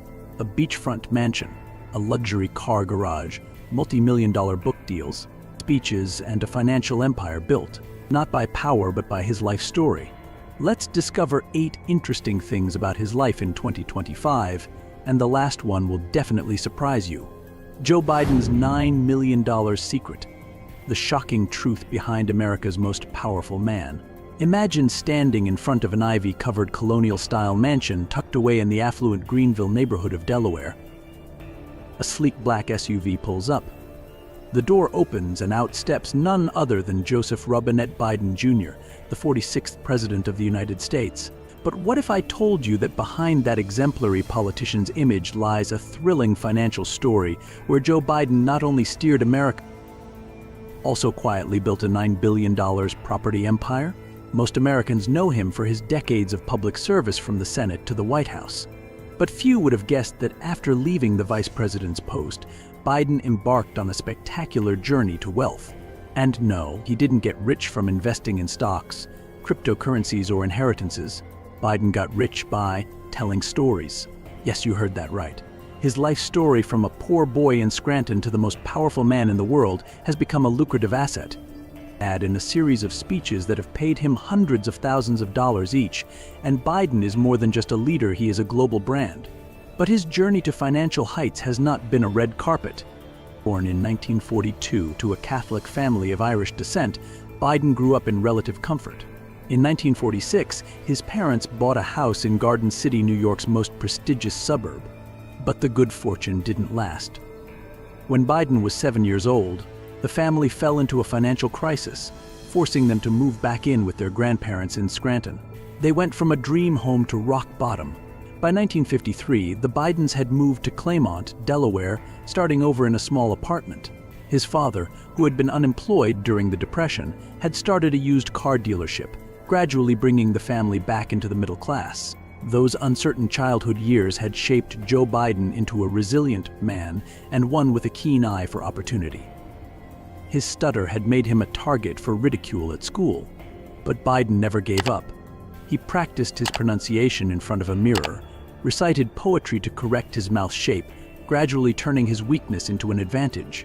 Later, that same voice, once a hindrance, brought him millions of dollars from speaking engagements around the world. What's remarkable is that Biden never hid his wealth. He declared his assets in full: real estate, book copyrights, bank accounts. But what surprised the public was how he did it without losing his image as the average Joe. While many wealthy politicians seem aloof, Biden remains down to earth, wearing a simple blue suit, driving an old car, enjoying ice cream, and talking about his family. That's the art of personal branding, one he's used to transform his life into a true American story. A story of resilience, failure, rebirth, and ultimately triumph. And so, the next time you hear the nickname Middle-Class Joe, remember that behind it lies a fortune of nearly $10 million, built not by venture capital, but by the words and masterful strategy of a master storyteller. What part of Joe Biden's story speaks to you the most? Share your thoughts in the comments. I'd love to hear your perspective. Joe Biden, how he made $15 million after leaving office. When Joe Biden walked out of the White House in 2017, many thought his story was over. But little did they know it was just the beginning of a whole new chapter. A chapter not written in legislation, but in luxury and an empire worth millions. From modest beginnings as a Delaware prosecutor, Biden transformed into one of the wealthiest presidents in modern U.S. history. And it all happened after the Oval Office. In the quiet of post-presidency life, Joe and Dr. Jill Biden ignited a financial renaissance. With the power of global fame and the weight of his public service legacy, they struck gold, literally. One of the crown jewels? A jaw-dropping $10 million book deal for their deeply personal memoirs, with Promise Me, Dad leading the charge. That raw, emotional tribute to their late son, Beau, didn't just touch hearts, it exploded onto bestseller lists. And Biden didn't just sign books, he toured like a rock star. Over 40 cities. General tickets started at $25. But the VIP treatment? $450 for a handshake and photo with America's former second in command. It was charismatic on tour, and it brought in millions. Then came the speeches. America couldn't get enough. Universities, corporate galas, global forums, everyone wanted a piece of Biden wisdom. The price tag? Up to $190,000 a speech. In just 2 years, over 40 speeches. That's not politics. That's a power move. But unlike other post-White House moguls, Biden made one thing crystal clear: transparency. He's released his tax returns every year since 1998. From a humble $215,000 salary to a staggering $11 million income in 2017 alone, followed by another $4.6 million in 2018. The math? Easy. Book deals, VIP tours, and the kind of influence you just can't buy. Meanwhile, Jill stayed grounded, still teaching, still earning her $100,000 a year at Northern Virginia Community College. A power couple that's as relatable as they are revered. This isn't just a story about money, it's about resilience, rebirth, and the untapped power of influence. Biden's post office life is a masterclass in turning service into success. From grief to greatness. From duty to destiny. He didn't just write a memoir, he wrote a blueprint. And in the process, Joe Biden didn't just become a former VP, he became a brand.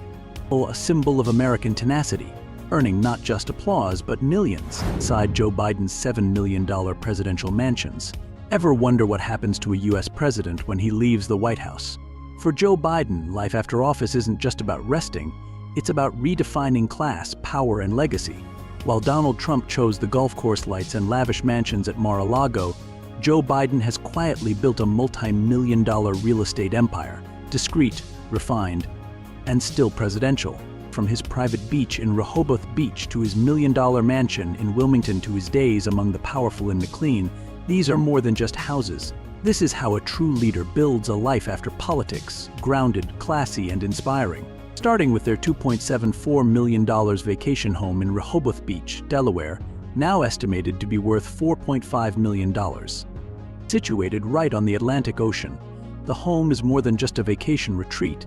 It's a symbol of American luxury. 12-foot ceilings greet you with presidential grandeur, solid wood doors, intricate architectural details, and a private elevator, all of which scream, "This is a life you deserve." The heart of the home is a stately open kitchen with a Wolf stove, 2 ovens, 2 Bosch dishwashers, and a seamless flow that leads to a sun-drenched breakfast room and a living room with soaring vaulted ceilings, perfect for family gatherings or entertaining guests. The master bedroom on the ground floor is like a high-end spa, high ceilings, separate sitting areas, dreamy bathrooms with soaking tubs, walk-in showers, and built-in washer-dryers. But that's just the beginning of the lavish symphony. Head north, and you'll find the mansion in Greenville, Wilmington, which Biden and Jill bought for $350,000 in 1996, now worth $2.5 million. It's more than just a home, it's a financial fortress. In total, Biden has deftly refinanced the home 20 times, raising more than $4.2 million to invest wisely. This isn't debt, it's financial wizardry. And don't forget the rental mansion in McLean, Virginia, where the Bidens lived from 2018 to 2019, valued at $4 million and renting for $20,000 a month. It's the pinnacle of modern architecture. The discreet facade, floor-to-ceiling glass walls flood the living space with light. 2 sliding glass walls open completely to the pool and garden, making this a private resort in the heart of McLean, an area where political and business power converge. 6 bedrooms with private bathrooms, a gym, a home theater, expensive furniture all blend together to create a paradise of privacy, modernity, and royalty. 2 villas, 2 styles, but they tell the same story. Joe Biden is not only a powerful leader, but also a living symbol of the luxurious American lifestyle where sophistication, class, and intelligence combine to create a living legend. And if the walls could talk, they would whisper. This is the life of a president, not only powerful, but also far beyond all conventional standards. Joe Biden's million-dollar garage, supercars, and cutting-edge technology. Don't be fooled into thinking President Joe Biden is just a polished political figure in Washington. Beneath the suit and steady demeanor lies a man with a roaring heart for horsepower. His private garage isn't merely a place to park vehicles, it's a time capsule of American grit, innovation, and unfiltered passion for the open road, boasting a lineup worth between $2.7 million. Step into a world where electric luxury meets V8 nostalgia, where every vehicle screams a chapter of American history and personal legacy. Leading the charge is the 2025 Cadillac Lyriq, a $75,000 all-electric SUV that's as futuristic as it is refined. Synced effortlessly via wireless Apple CarPlay, this ride becomes a rolling command center. With Siri, real-time GPS, and even his favorite political podcasts, it's the embodiment of sustainable leadership, complete with Super Cruise technology that drives itself down America's vast interstates. Then there's the one he calls a lifelong love, a blazing orange 2025 Chevrolet Corvette, valued at $80,000. Biden once famously declared, "I'm a Corvette guy." And it's no surprise why. It's raw American muscle. An adrenaline rush bottled in V8 Fury, designed not to impress but to dominate. For those who still think electric means fragile, meet the 2025 GMC Hummer EV, an $80,000 electric beast with crabwalk capabilities to glide diagonally over any terrain like it owns the battlefield.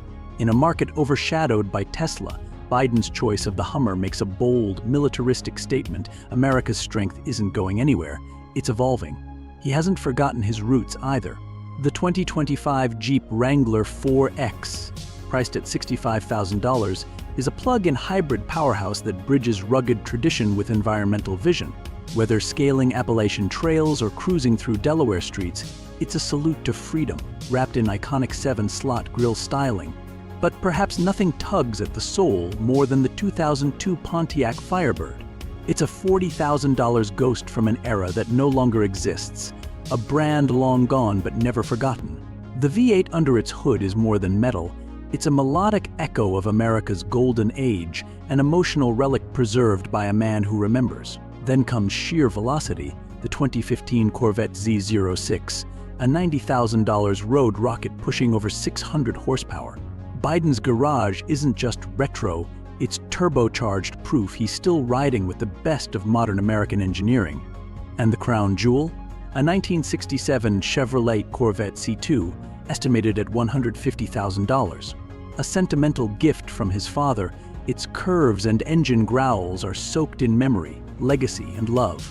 This isn't a car, it's an heirloom sculpted in chrome and steel. Finally, no garage this powerful would be complete without the beast, the $1.5 million presidential limousine. Armored, tech-stuffed, and apocalypse-ready, it's not just transport, it's a fortress. Bulletproof glass, sealed cabin, anti-chemical defense, a symbol of presidential duty wrapped in the ultimate armor of state power. This is Joe Biden like you've never seen him. Not behind a podium, but behind the wheel, because sometimes the clearest road to understanding a man is through his garage. Which of Joe Biden's cars brought back memories or surprised you most? Let me know in the comments. I'd love to hear your thoughts. Biden's last stand, power, pride, and $1.5 million mistake. As President Joe Biden prepares to leave the White House in 2025, the air in Washington crackles with the echoes of history. His legacy? Complicated. His journey? Unforgettable. While some praise his statesmanship, others whisper comparisons to former President Jimmy Carter, who passed away on December 29, 2024. That emotional eulogy Biden delivered on January 9, 2025, it wasn't just a tribute, it was a mirror. Like Carter, Biden entered office on a wave of hope, only to be battered by an unforgiving economic tide. While Carter wrestled with oil shocks and inflation, Biden was pummeled by a 3-year surge of price hikes from 2021 to 2023 that shattered expectations and defined his presidency. And yet, the parallels run deeper. One-term presidencies haunted by economic storms. Carter was ousted by Reagan in 1980. Biden's party was defeated by Donald Trump in 2024. An electoral reversal that rewrote history. But perhaps the most haunting echo came when Biden chose not to seek re-election, drawing eerie comparisons to Lyndon B. Johnson's 1968 decision. Just as Hubert Humphrey fell to Nixon, Vice President Kamala Harris was defeated by Trump, cementing a tragic historical loop that has captivated political scholars and shaken a nation. Biden, like Johnson, began with soaring approval, only to see it erode amid chaos and controversy. Both had walked the path from vice presidency to the Oval Office, Johnson under JFK, Biden under Obama. Both saw their once lofty approval ratings nosedive in the final hours of their presidencies. According to Gallup in December 2024, 54% of Americans viewed Biden's term as below average or poor. Only 19% rated him highly. Across hot-button issues, immigration, the economy, global prestige, Biden's presidency received withering criticism. Even traditionally moderate domains like infrastructure, education, and trade were viewed negatively by sweeping majorities. Yet amid the storm, one bright light pierced the clouds: Biden's legacy on LGBTQ rights and civil inclusion. In a nation divided, it was this singular point of unity that earned public admiration. And while the media ripped through the narrative with scathing headlines, a different story brewed quietly among historians. In Siena College's 2022 presidential survey, Biden ranked 19th of 45. By 2024, the Presidential Greatness Project had moved him to 14th, a significant rise that speaks volumes. Scholars saw not just policy outcomes, but a man who governed in a time of unrelenting pressure, making imperfect decisions in impossible circumstances. But the most explosive critique came not from politicians, but from the media's own megaphones. CNN's Jake Tapper, who co-moderated the final Trump-Biden debate, delivered a blistering account in his upcoming book Original Sin, President Biden's decline, its cover-up, and his disastrous choice to run again. Tapper doesn't hold back. He calls Biden's final year a modern-day Greek tragedy, where a powerful man, blinded by self-belief, walked willingly into the jaws of defeat. The book paints Biden's decision to run as a desperate gamble, fueled not by narcissism alone, but by a deep, delusional hope that the storm could still be turned. This sentiment echoed across NBC News, The Guardian, and other outlets, which portrayed Biden's exit not as a graceful handoff, but as a sorrowful unraveling. To them, the tragedy wasn't just political, it was Shakespearean. A man who once crushed Trump in 2020, now handing back the keys to the very rival he had once defeated in a landslide. And yet, when the curtain falls, what remains isn't just defeat. It's a legacy. It's the price of power. Joe Biden's presidency is not a tale of failure, it's a cautionary epic about ambition, timing, and the eternal cost of leadership. He leaves behind not only a $1.5 million limousine called the Beast, but a legacy that will be dissected, debated, and remembered for decades. Joe Biden, from young lawyer to White House boss. Joe Biden's journey from a young lawyer to the President of the United States is a shining story of perseverance, ambition, and endurance that transcends time. After receiving his law degree from Syracuse University College of Law, Biden began his humble career as a court clerk and public defender for those who could not afford a lawyer. He soon opened his own law firm, but the real fire in his heart was politics. In 1969, Biden made his political debut when he won a seat on the New Castle County Council, launching a political career that would span more than half a century. Joe Biden's ambition knew no bounds. Just 3 years later, in 1972, he made a bold move to run for the U.S. Senate from Delaware at the age of 30. A little guy against some formidable opponents. But in a remarkable victory, he became one of the youngest senators in U.S. history. Despite his Senate credentials, Biden always had his sights set on another pinnacle, the White House. His presidential ambitions were first tested in 1987, when he entered the race for the Democratic nomination. However, the campaign was hampered by allegations of plagiarism in a speech, a painful setback, forcing Biden to withdraw before he could gain any real momentum. Refusing to back down, Biden continued to play a key role in the Senate, focusing on key areas such as foreign policy, criminal law, and domestic issues. Ever persistent, Biden returned to the race in 2008, launching his second presidential campaign. With his vast experience, debating skills, and deep policy knowledge, he entered the race but faced strong opponents such as Hillary Clinton and Barack Obama. A few controversial comments, along with difficulties in raising money, slowed his campaign, forcing Biden to withdraw early. But from the defeat came the biggest opportunity. Barack Obama chose Biden as his vice president. Serving from 2009 to 2017, Biden played a central role in shaping the Obama administration's biggest policies. And then, after nearly 5 decades of public service and 2 failed attempts at the White House, Joe Biden finally won the 2020 Democratic nomination, facing then-President Donald Trump. In a historic election, Biden won, opening a new chapter of his career, the 46th President of the United States, with a story of overcoming hardships, failures, and never giving up, bringing with him an admirable political and financial fortune worth millions of dollars. Tragedy and triumph, the life story of Joe Biden. His journey begins in 1966, when the young and ambitious Biden married Nelia Hunter, a striking beauty with whom he built a hopeful, radiant life. Together, they raised 3 children, Beau, Hunter, and Naomi.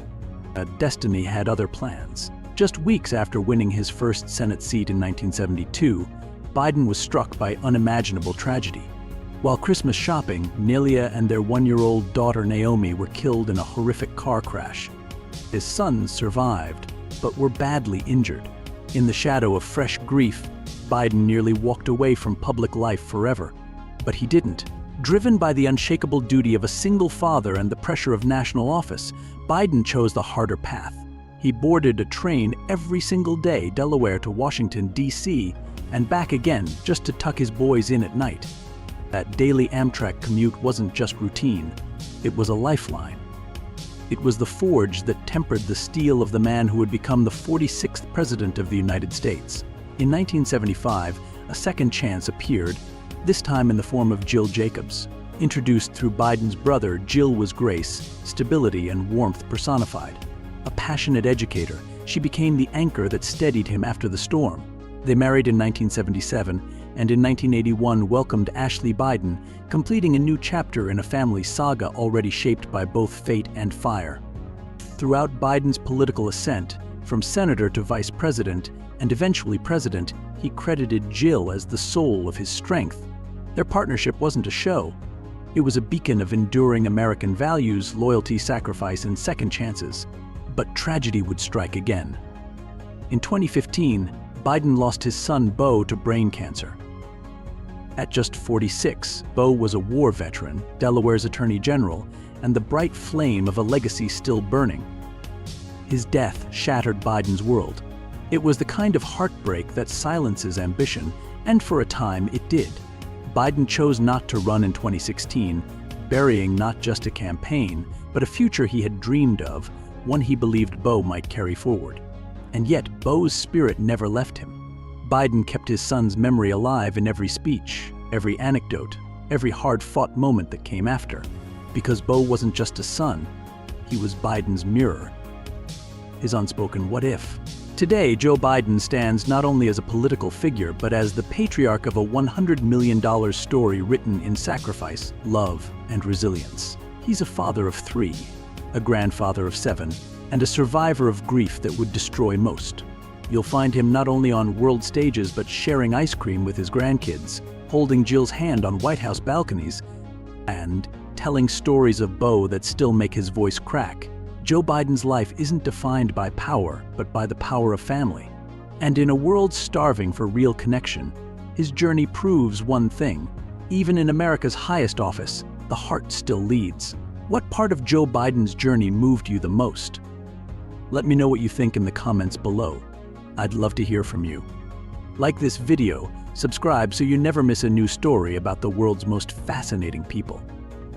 Thanks for watching. What's behind the golden walls of Saudi Arabia? A kingdom that's spending $500 billion on futuristic cities still imprisons people for tweeting. Is freedom on the rise, or is it just a mask of oil and absolute power?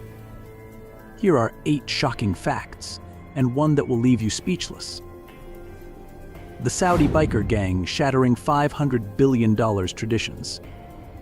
In the middle of the scorching desert, where there seems to be nothing but sand and camels, the roar of Harley-Davidsons echoes. You might think you're in Texas or Arizona, but no, this is Saudi Arabia, a kingdom known for its strict laws and strict controls. Yet every Friday morning, a group of people wearing leather jackets, bandanas, and riding tens of thousands of dollars worth of motorcycles gather, ready to ride through the hot winds and curious stares. They're quintessentially American rebels, but none of them are American. They're Saudi. At the head of the group is Noor, a 35-year-old management professional. No one would expect a woman to lead in this culture. But here she's the road captain, the person who guides the group through the desert miles. "I hope you enjoy the ride today," she says, her voice soft but commanding. She loves her car, a powerful 107 engine that has taken her everywhere. A sight unseen in Saudi Arabia just a few years ago. Omar, 43, a real estate entrepreneur, is not shy about expressing his admiration. The world is changing. Here it used to be impossible. But now we are proud to have Noor leading the way. It is a sign of progress not only in our group, but also in the country. Saudi Arabia is changing. Once a closed land, it is now emerging with skyscrapers, flashy shopping malls, and luxury cafes.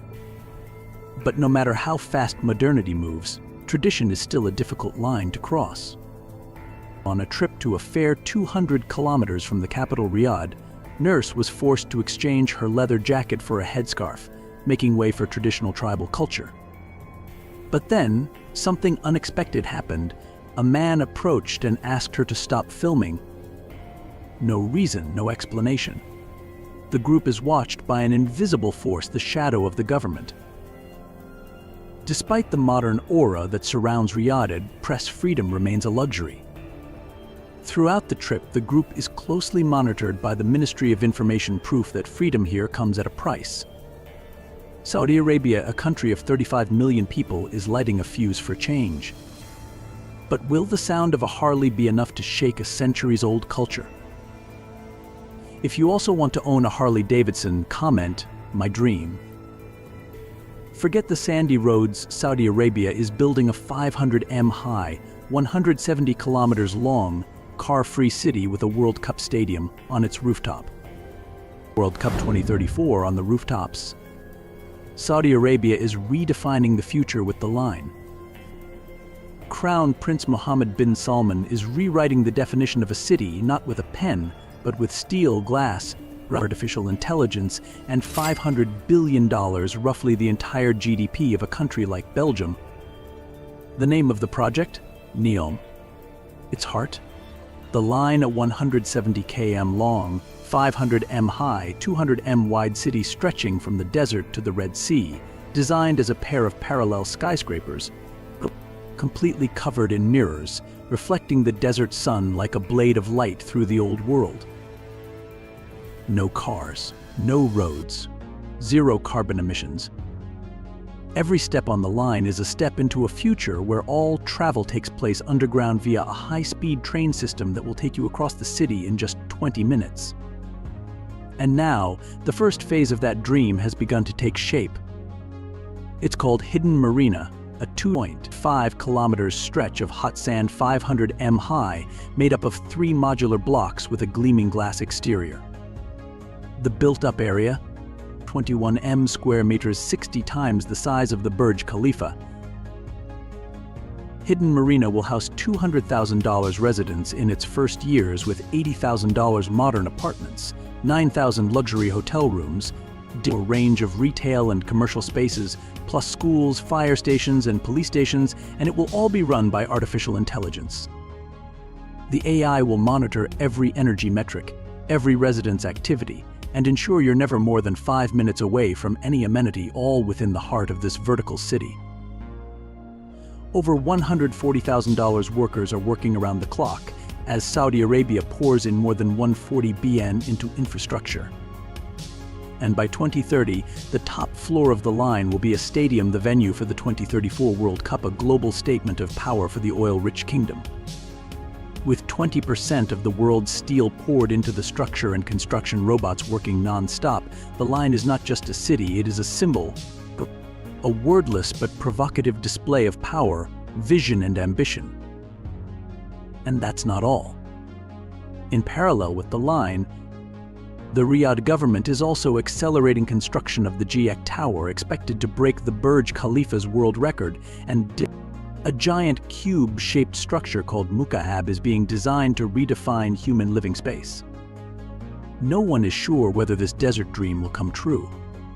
But if there is one place on Earth with the resources, power, and determination to do the unthinkable, it is Saudi Arabia, under the leadership of Crown Prince Mohammed bin Salman. Comment MBS if you like him. A giant floating city is taking shape on the sea, not a fantasy, but a $33 billion strategic move by Crown Prince Mohammed bin Salman. Saudi Crown Prince's $33 billion floating city on the Red Sea. In northeastern Saudi Arabia, amid the aquamarine waters of the Red Sea, a city is rising unlike any other on Earth. A giant octagon, partly on land, partly floating offshore. It's called Oxagon, a giant floating industrial hub that's part of the Neom mega project. And if you think this is a test, think again. The initial investment has already exceeded $33 billion, and Oxagon is set to begin operations in 2026. Oxagon's strategic focus is its smart port and integrated logistics park, which is expected to become a global crossroads for international trade, taking direct advantage of the vital shipping route through the Suez Canal. It's also home to a $5 billion data center, a massive technology infrastructure built to serve as the backbone of Oxagon's entire smart industrial ecosystem. Separated from the mainland by a shipping channel, the offshore portion of the city will be the world's largest floating structure, a bold claim from the Neom team. Smaller channels connect clusters of floating structures to create an industrial metropolis at sea, which will include a central terminal and a state-of-the-art oceanographic research center. Crown Prince Mohammed bin Salman, who calls Oxagon a new economic growth catalyst for the kingdom, is a key link in Saudi Arabia's reshaping of the global industrial landscape. It's not just a job creator. It's a game-changer, a place where global trade, clean technology, and geopolitical power intersect. Oxagon is the next step in the country's strategy to reduce its dependence on oil and a living testament to a nation regenerating itself. And if you still think Saudi Arabia is all sand, oil, and Camel, Oxagon will be the punch that will make you think again. Skiing in the hottest place on the planet? Trojana makes the impossible a reality with $38 billion and the 2029 Winter Olympics. $38 billion ski resort in the middle of the Saudi desert. Will the 2029 Winter Olympics be held here? Trojana, Saudi Arabia's first alpine resort, where Crown Prince Mohammed bin Salman has vowed to transform the Middle East. And with investment soaring from $19 billion to $38 billion in just a few years, the ambitions here are no secret. Set between 1,500 and 2,600 meters up on the Jebel al-Lawz mountain in the kingdom's remote northwest, Trojana is designed to be the world's first vertical ski village with high-tech artificial snow running between eco-villas, luxury hotels, artificial lakes, and ultra-modern shopping centers. And at the heart of it all? A 30 km ski run across rugged terrain, fed by a 57 million-liter artificial reservoir. Trojana CEO Philip Gullett calls the project an integral part of Neom, a multi-billion-dollar megacity. From Trojana, you can see the Gulf of Aqaba, Egypt, and the entirety of Neom spread out below you, a rare panoramic view of power. Trojana is divided into functional areas such as valley, slope residences, and lake village, where futuristic architecture blends with the rocky terrain, a design that is both impressive and a fierce terrain challenge. This is a military campaign, Gullett admits. The terrain here is a huge challenge, but we will turn it into a miracle. More than just a resort, Trojana will be the main stage for the 2029 Asian Winter Games, the first to be held in the Middle East. That means the entire resort must be completed by 2026, a race against time and technology. Over the past 5 years, engineers have been secretly testing a range of snowmaking and slope simulation technologies with the aim of creating unforgettable adventures while protecting the environment. But where ambitions are so big, reality is complicated. Some analysts fear that Neom will have to make significant cuts to avoid falling behind schedule. Neom's interim director is working hard to improve efficiency and speed up progress, but with investment levels exploding, the pressure is mounting.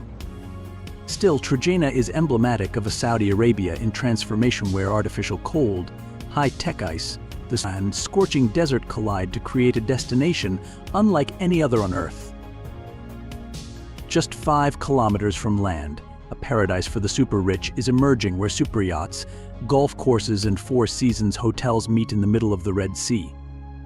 $4 billion island turns Saudi Arabia into Middle Eastern Monaco.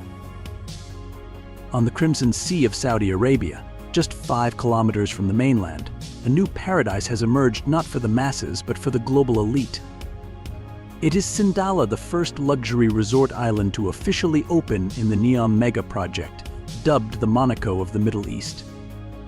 With investment having increased from $1.3 billion to nearly $4 billion, Sindalah is not just a destination but Crown Prince Mohammed bin Salman's declaration of a new era of luxury tourism in his journey to wean Saudi Arabia off its dependence on oil. Designed by Luca Dini Design Architecture, Sindalah spans 83 hectares, with its heart being a lavish 86-berth marina capable of accommodating superyachts up to 180 meters long. Not stopping there, the island also owns a chain of luxury hotel brands such as Four Seasons and Marriott, along with a system of 440 rooms, 88 luxury villas, and 218 serviced apartments, all surrounded by vibrant beach clubs, exquisite restaurants, and entertainment spaces that last from day to night. An 18-hole international standard golf course, a branded shopping mall, international fashion, sports and music events all are preparing to put Sindalah on the world's luxury tourism map. But the project is not only high class, it is also ecologically ambitious. With more than 1,000 species of fish, 300 species of coral, and 45 species of fish found only in this sea, Sindalah is committed to becoming an environmentally friendly resort in the magical deep waters of the Red Sea. Although announced in 2017, Sindalah endured more than 3 years of delays before finally opening in October 2024 as a vivid opening chapter of Vision 2030. According to Nadmi Al-Nasser, CEO of Neom, it is a clear testament to the bold vision of Crown Prince Mohammed bin Salman. to transform a once deserted stretch of sea into a world-class luxury tourism paradise.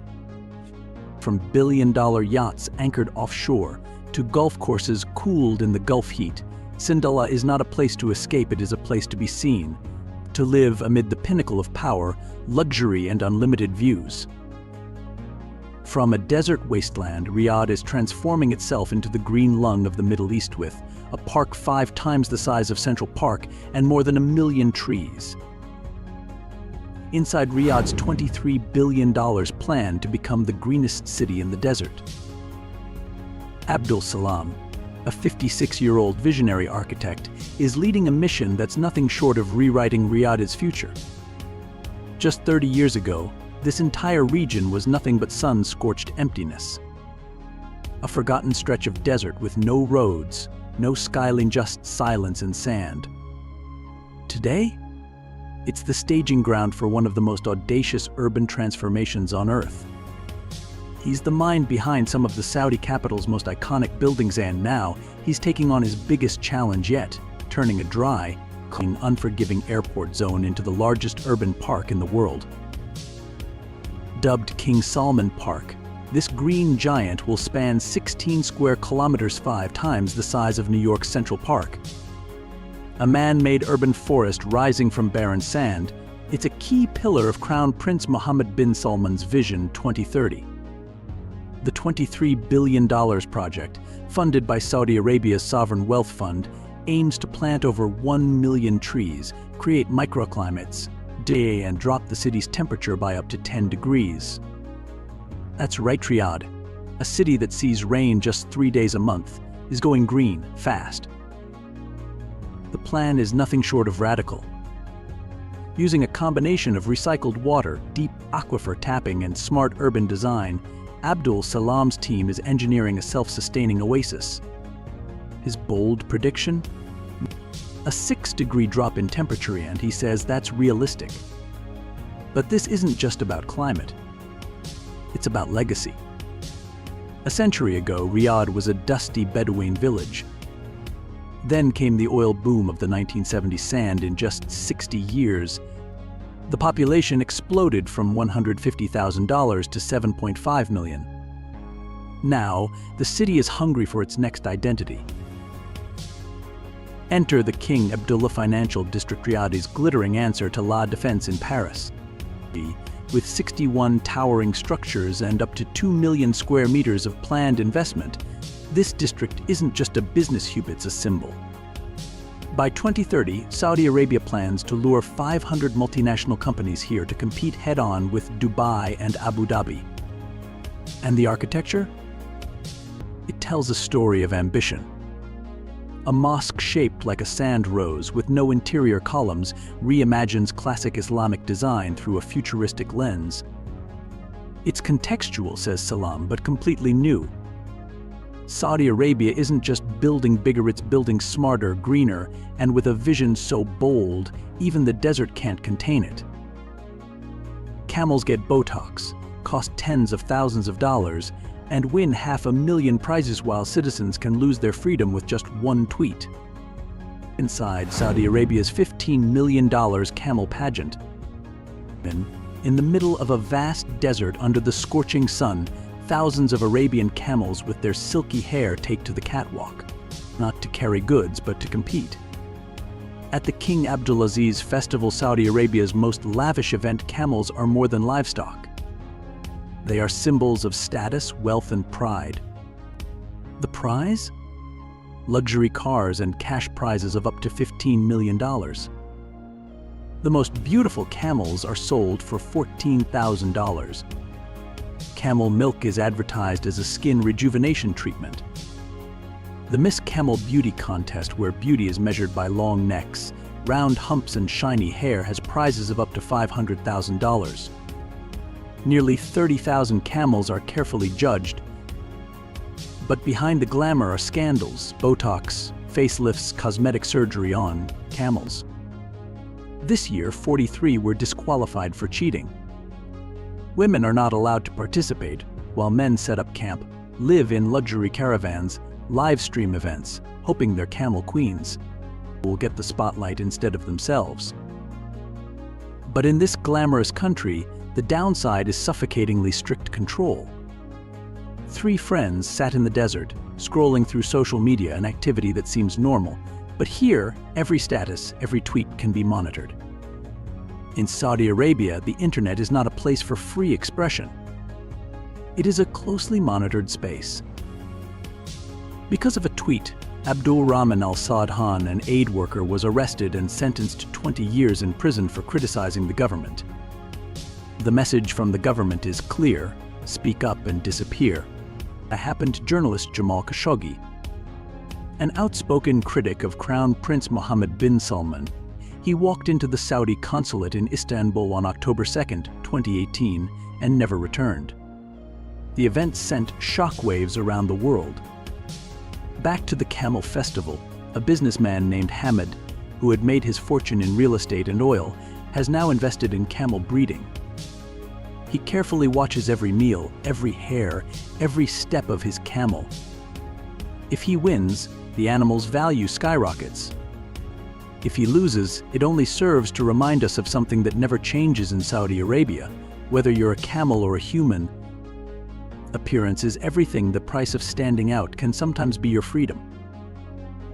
Saudi women may be taking the wheel, but are they really driving their own lives? Is it freedom or a mask? Freedom or illusion? The truth behind Saudi Arabia's right to drive for women. In the capital, Riyadh, there is a special driving school just for women.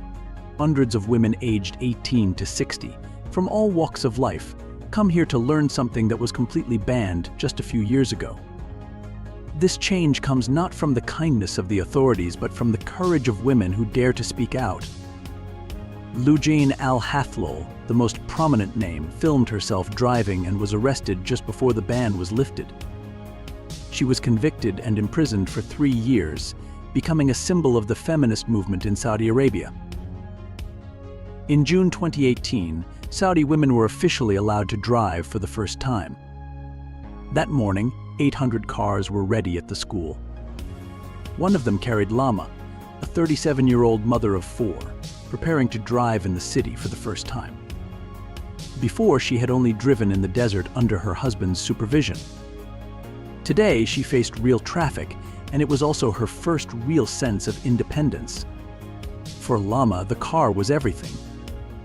In a country with virtually no public transportation, her license was her ticket to go to the bank, get a passport, or travel alone, the rights that women had previously been denied without the consent of the men in the family. However, that freedom was still within limits. Lama lived in the suburbs with her husband and children. Every afternoon she prepared dinner, took care of her husband, and tonight was a small party to celebrate the good grades of her 7-year-old son, Yusuf. Although they lived in a modern house, the family still kept the tradition of setting up a Bedouin stone tent in the front yard, a way to keep their roots in the changing times. Her husband, Riyadh, a bank employee, supported his wife's driving, but did not want to stray from tradition. She can drive, go to work, go out with friends, but she's still a Saudi woman. She still lives with her husband.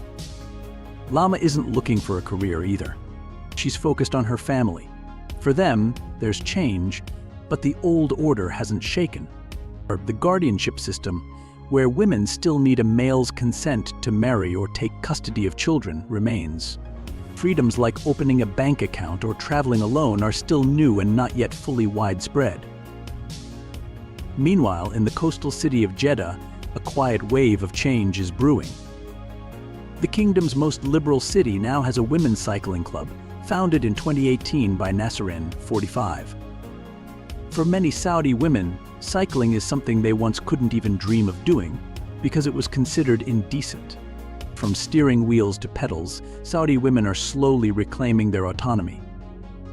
But when a driver's license remains in the shadow of a husband, the big question remains, is this true freedom or just a new form of control?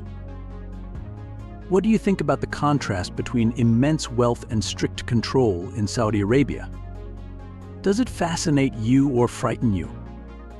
Let me know what you think in the comments below. I'd love to hear from you. Like this video, subscribe so you never miss a new story about the world's most fascinating people. Thanks for watching. Vladimir Putin lives in a $1.4 billion fortress on the Black Sea, complete with an underground theater and a dancing pole guarded by the FSB. Mohammed bin Salman cruises on a $500 million super yacht, where he reportedly keeps a $450 million Leonardo da Vinci painting. Donald Trump. He just turned himself into a $3 billion stock just by selling NFTs of himself as a superhero. These are the 10 richest presidents in the world in 2025, where power and luxury have no boundaries. The last one will surprise you. Number 10 is Inside $3 billion Trumps, the truth they won't tell you. They say money talks, but in Donald Trump's world, it shouts from the top of a Manhattan skyscraper, flies in a personalized Boeing 757, and tweets in all caps even after being banned. In 2025, Trump isn't just back in the Oval Office, he's back on the billionaire list, and not just by a little.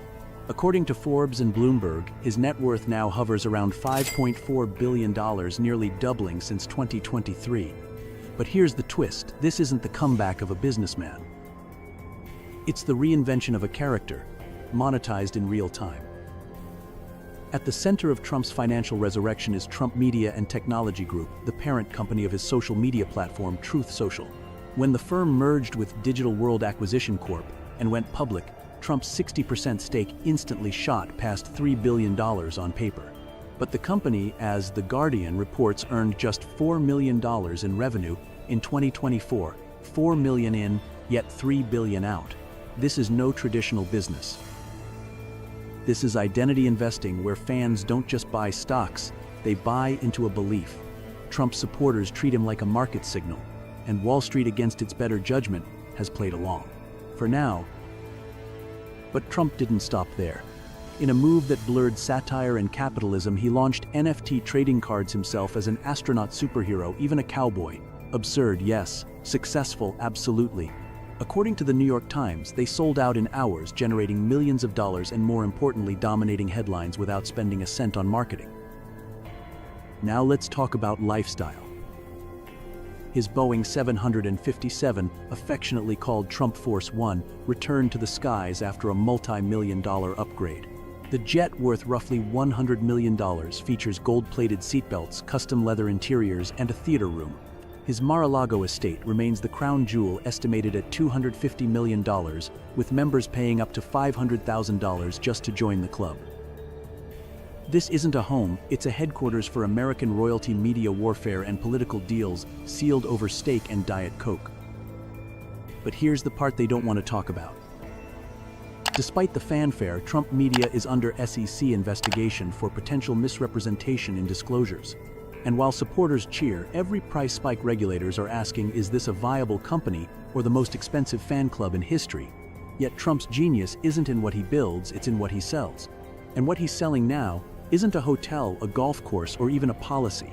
It's him, an icon, a movement, a marketplace. In the end, maybe the real asset wasn't in his portfolio, but in our attention. And that's worth more than $3 billion. Number 9 is the $1.4 billion palace they say isn't Putin's. You won't find his name on the deed, no signature. But everyone in Russia and nearly every intelligence agency in the West believes he owns it. Perched above the Black Sea, hidden behind forests and fences, sits a palace worth over $1.4 billion. Locals call it Putin's Palace. Officially, it belongs to a little-known company, but aerial photos, leaked blueprints, and testimonies say otherwise. This is not a home, it's a fortress. According to The Guardian and Reuters, it contains an underground ice rink, a private theater, wine-tasting tunnels, Italian furniture flown in on private jets, and a stripper pole room. Yes, a pole dancing chamber guarded by armed FSB officers, because in Putin's world, even sin comes with surveillance. But here's the twist: Vladimir Putin, president of Russia, declares a modest income of under $150,000 per year. Drives a Lada, they say. Lives, simply, they insist. Meanwhile, Bloomberg, Forbes, and multiple EU watchdog reports estimate his unofficial net worth could soar to $7,200 billion, making him quietly perhaps the richest man on Earth. How, through a tight web of oligarchs, loyalists, and offshore havens, he doesn't hold assets his circle does. From yachts docked in Monaco to luxury apartments in Switzerland and hidden shares in energy conglomerates, Putin's power isn't just political, it's deeply, invisibly financial. But what makes it all so haunting? The silence. Unlike other billionaires who post yachts on Instagram or parade down Davos corridors, Putin wears wealth like a weapon, invisible, silent, and strategic. Every property, every transaction is designed to disappear behind layers of trusts and proxies. This isn't about luxury, it's about control. And here's the shocker: in 2021, a Russian dissident group released drone footage of the Black Sea Palace, ornate gates, a private vineyard, helicopter pads. The Kremlin denied everything, but the people weren't watching for proof, they were watching for confirmation of what they already believed, that in modern autocracy, wealth is power. You don't need to show only to hide well. From a Western lens, this raises hard questions. When transparency is a brand in the US and Europe, what happens when power cloaks itself entirely? Is Putin's fortune a symbol of corruption or a new blueprint for untouchable leadership in the post-truth era? As Russia's media remains tightly controlled and sanctions pile up, one fact remains: Vladimir Putin is no longer just a man. He's an empire untraceable, unaccountable, and for now, untouchable. Number 8 is the $500 billion city, the prince who's betting on the future. He doesn't wear a crown. But make no mistake, Mohammed bin Salman, the crown prince of Saudi Arabia, sits at the intersection of power, oil, and vision like no one else in the 21st century. And while some billionaires collect yachts or buy sports teams, MBS, his global monogram went one step further. He's building an entirely new civilization. It's called Neom, a city rising out of the Saudi desert, with a projected cost of $500 billion, not a million billion. Funded by the country's massive sovereign wealth fund, which MBS himself oversees, Neom is designed to be a zero-carbon AI-powered megacity where robots do the chores and flying taxis glide past mirrored skyscrapers. Sounds like science fiction. Well, according to Bloomberg, construction is already underway, and contracts are being signed in silence, far from headlines. But the Crown Prince's portfolio of power doesn't stop in the sand. In 2017, the New York Times confirmed that MBS personally acquired Leonardo da Vinci's Salvator Mundi for a staggering $450 million. The painting mysteriously disappeared from public view after a brief exhibition reportedly housed now on his yacht, Serene, a floating palace worth over $500 million, complete with multiple helipads and an indoor seawater pool. Shockingly, MBS paid $300 million for that yacht on impulse, after spotting it docked during a vacation in France. No negotiation, no delay. He bought it that same day. Yet this isn't just about indulgence, it's about image and leverage. As The Guardian notes, MBS has rebranded Saudi Arabia's image from cloaked tradition to futuristic spectacle. Hosting esports tournaments, welcoming Hollywood deals, launching Fashion Week in Riyadh, it's no longer taboo to be flashy in the kingdom. Under MBS, Saudi soft power has entered the chat. But there's a darker undertone beneath the dazzle. So what do you call a man who controls $700 billion in national assets, owns the world's most expensive painting, sails a yacht that makes Roman Abramovich blush, and is rewriting the geopolitical rulebook all before his 40th birthday? A visionary, a disruptor, or the most calculating brand architect of the post-oil era? Number 6 is inside the private empire of the world's most strategic ruler. If power had a quiet twin, its name would be Mohammed bin Zayed Al Nahyan, or MBZ as the global elite know him. Unlike flashier royals with mirrored cities or viral NFTs, MBZ plays a different game, a colder one, quieter, and far more effective. As the president of the United Arab Emirates and ruler of Abu Dhabi, MBZ controls the most powerful emirate in the country. His personal net worth is between $15 to $20 billion, but what truly matters isn't what's in his name. It's what's in his grasp. And what's in his grasp? Nearly $1.4 trillion in national assets. From Mubadala to ADQ, from sovereign wealth to surveillance firms, MBZ has transformed the UAE into a soft power machine with hard edges. According to the New York Times, he's reshaped the Gulf's role in global geopolitics not by shouting but by outmaneuvering. But don't confuse subtlety with simplicity. Behind palace walls in Abu Dhabi lies Qasr Al Watan, the presidential palace, a marble and gold colossus with crystal chandeliers large enough to hang a Bentley from. His fleet includes a custom Boeing 747 valued near $400 million equipped with anti-missile tech and interiors that resemble a presidential suite floating at 40,000 feet. His private residence. Little is known, and that's the point. While MBS buys Leonardo da Vinci, MBZ buys influence. While others flaunt yachts, he buys ports from Africa to the Mediterranean, securing the UAE's grip on trade data and military positioning. A king without a crown playing chess on 3 continents. And then comes the shocker, according to Reuters.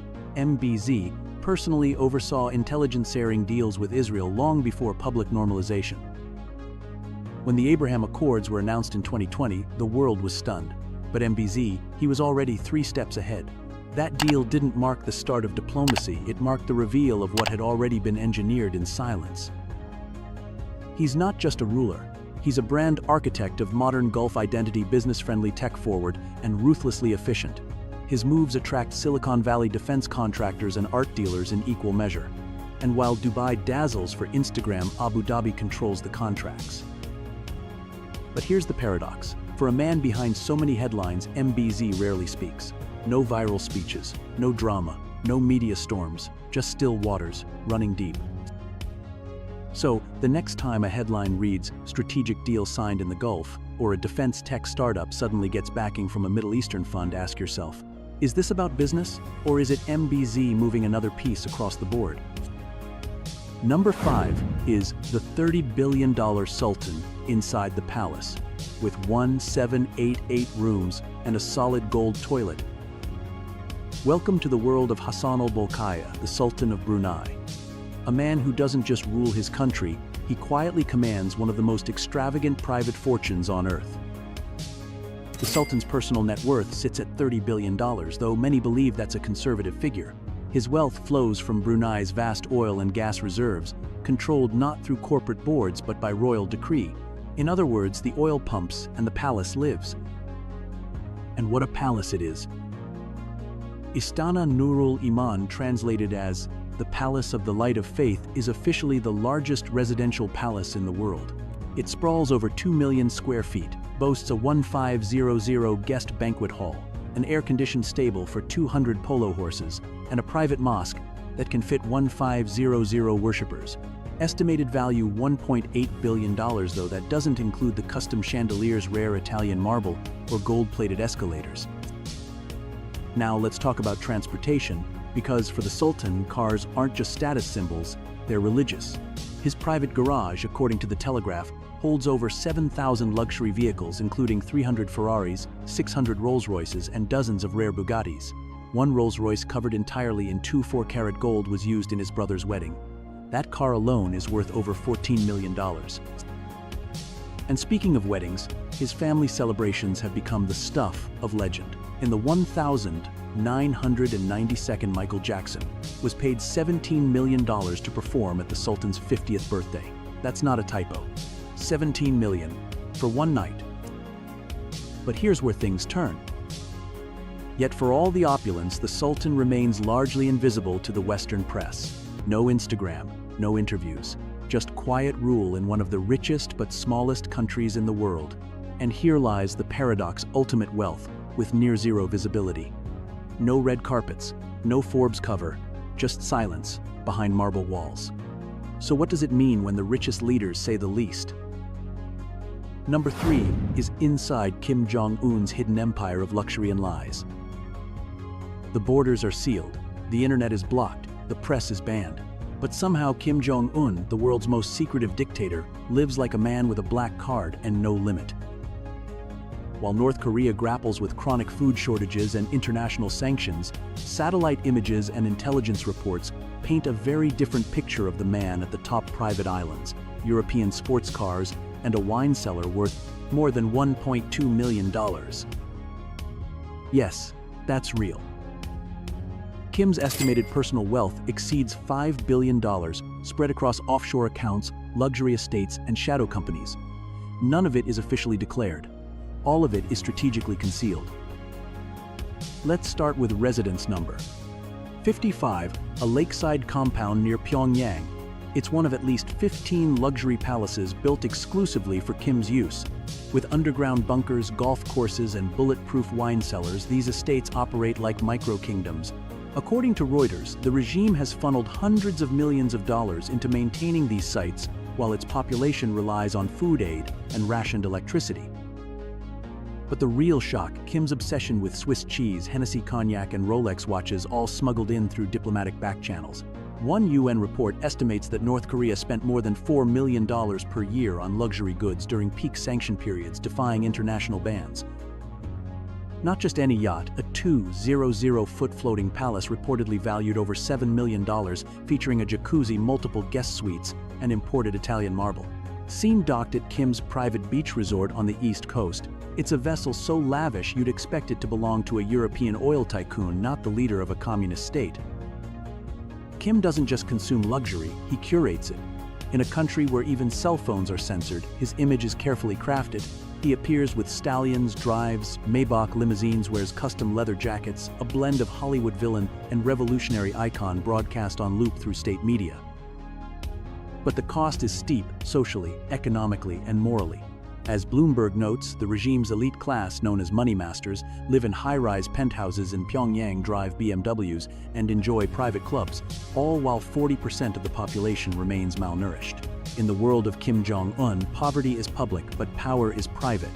Luxury isn't flaunted on Instagram, it's buried beneath bunkers, smuggled past borders, and hidden in plain sight. Number 2 is the $1 billion question: what Xi Jinping doesn't show but everyone suspects. In a world dominated by digital footprints, global brands, and billionaires who broadcast their brunch on social media, Xi Jinping remains a mystery. China's most powerful man in decades doesn't tweet.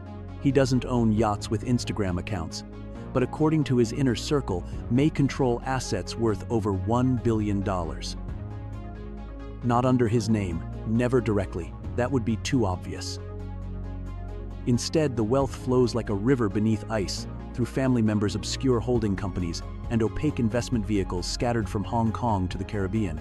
A 2012 investigation by Bloomberg uncovered that Xi's extended family, including his sister and brother-in-law, were tied to companies valued at over $376 million. That was before he took power. Since then, things have only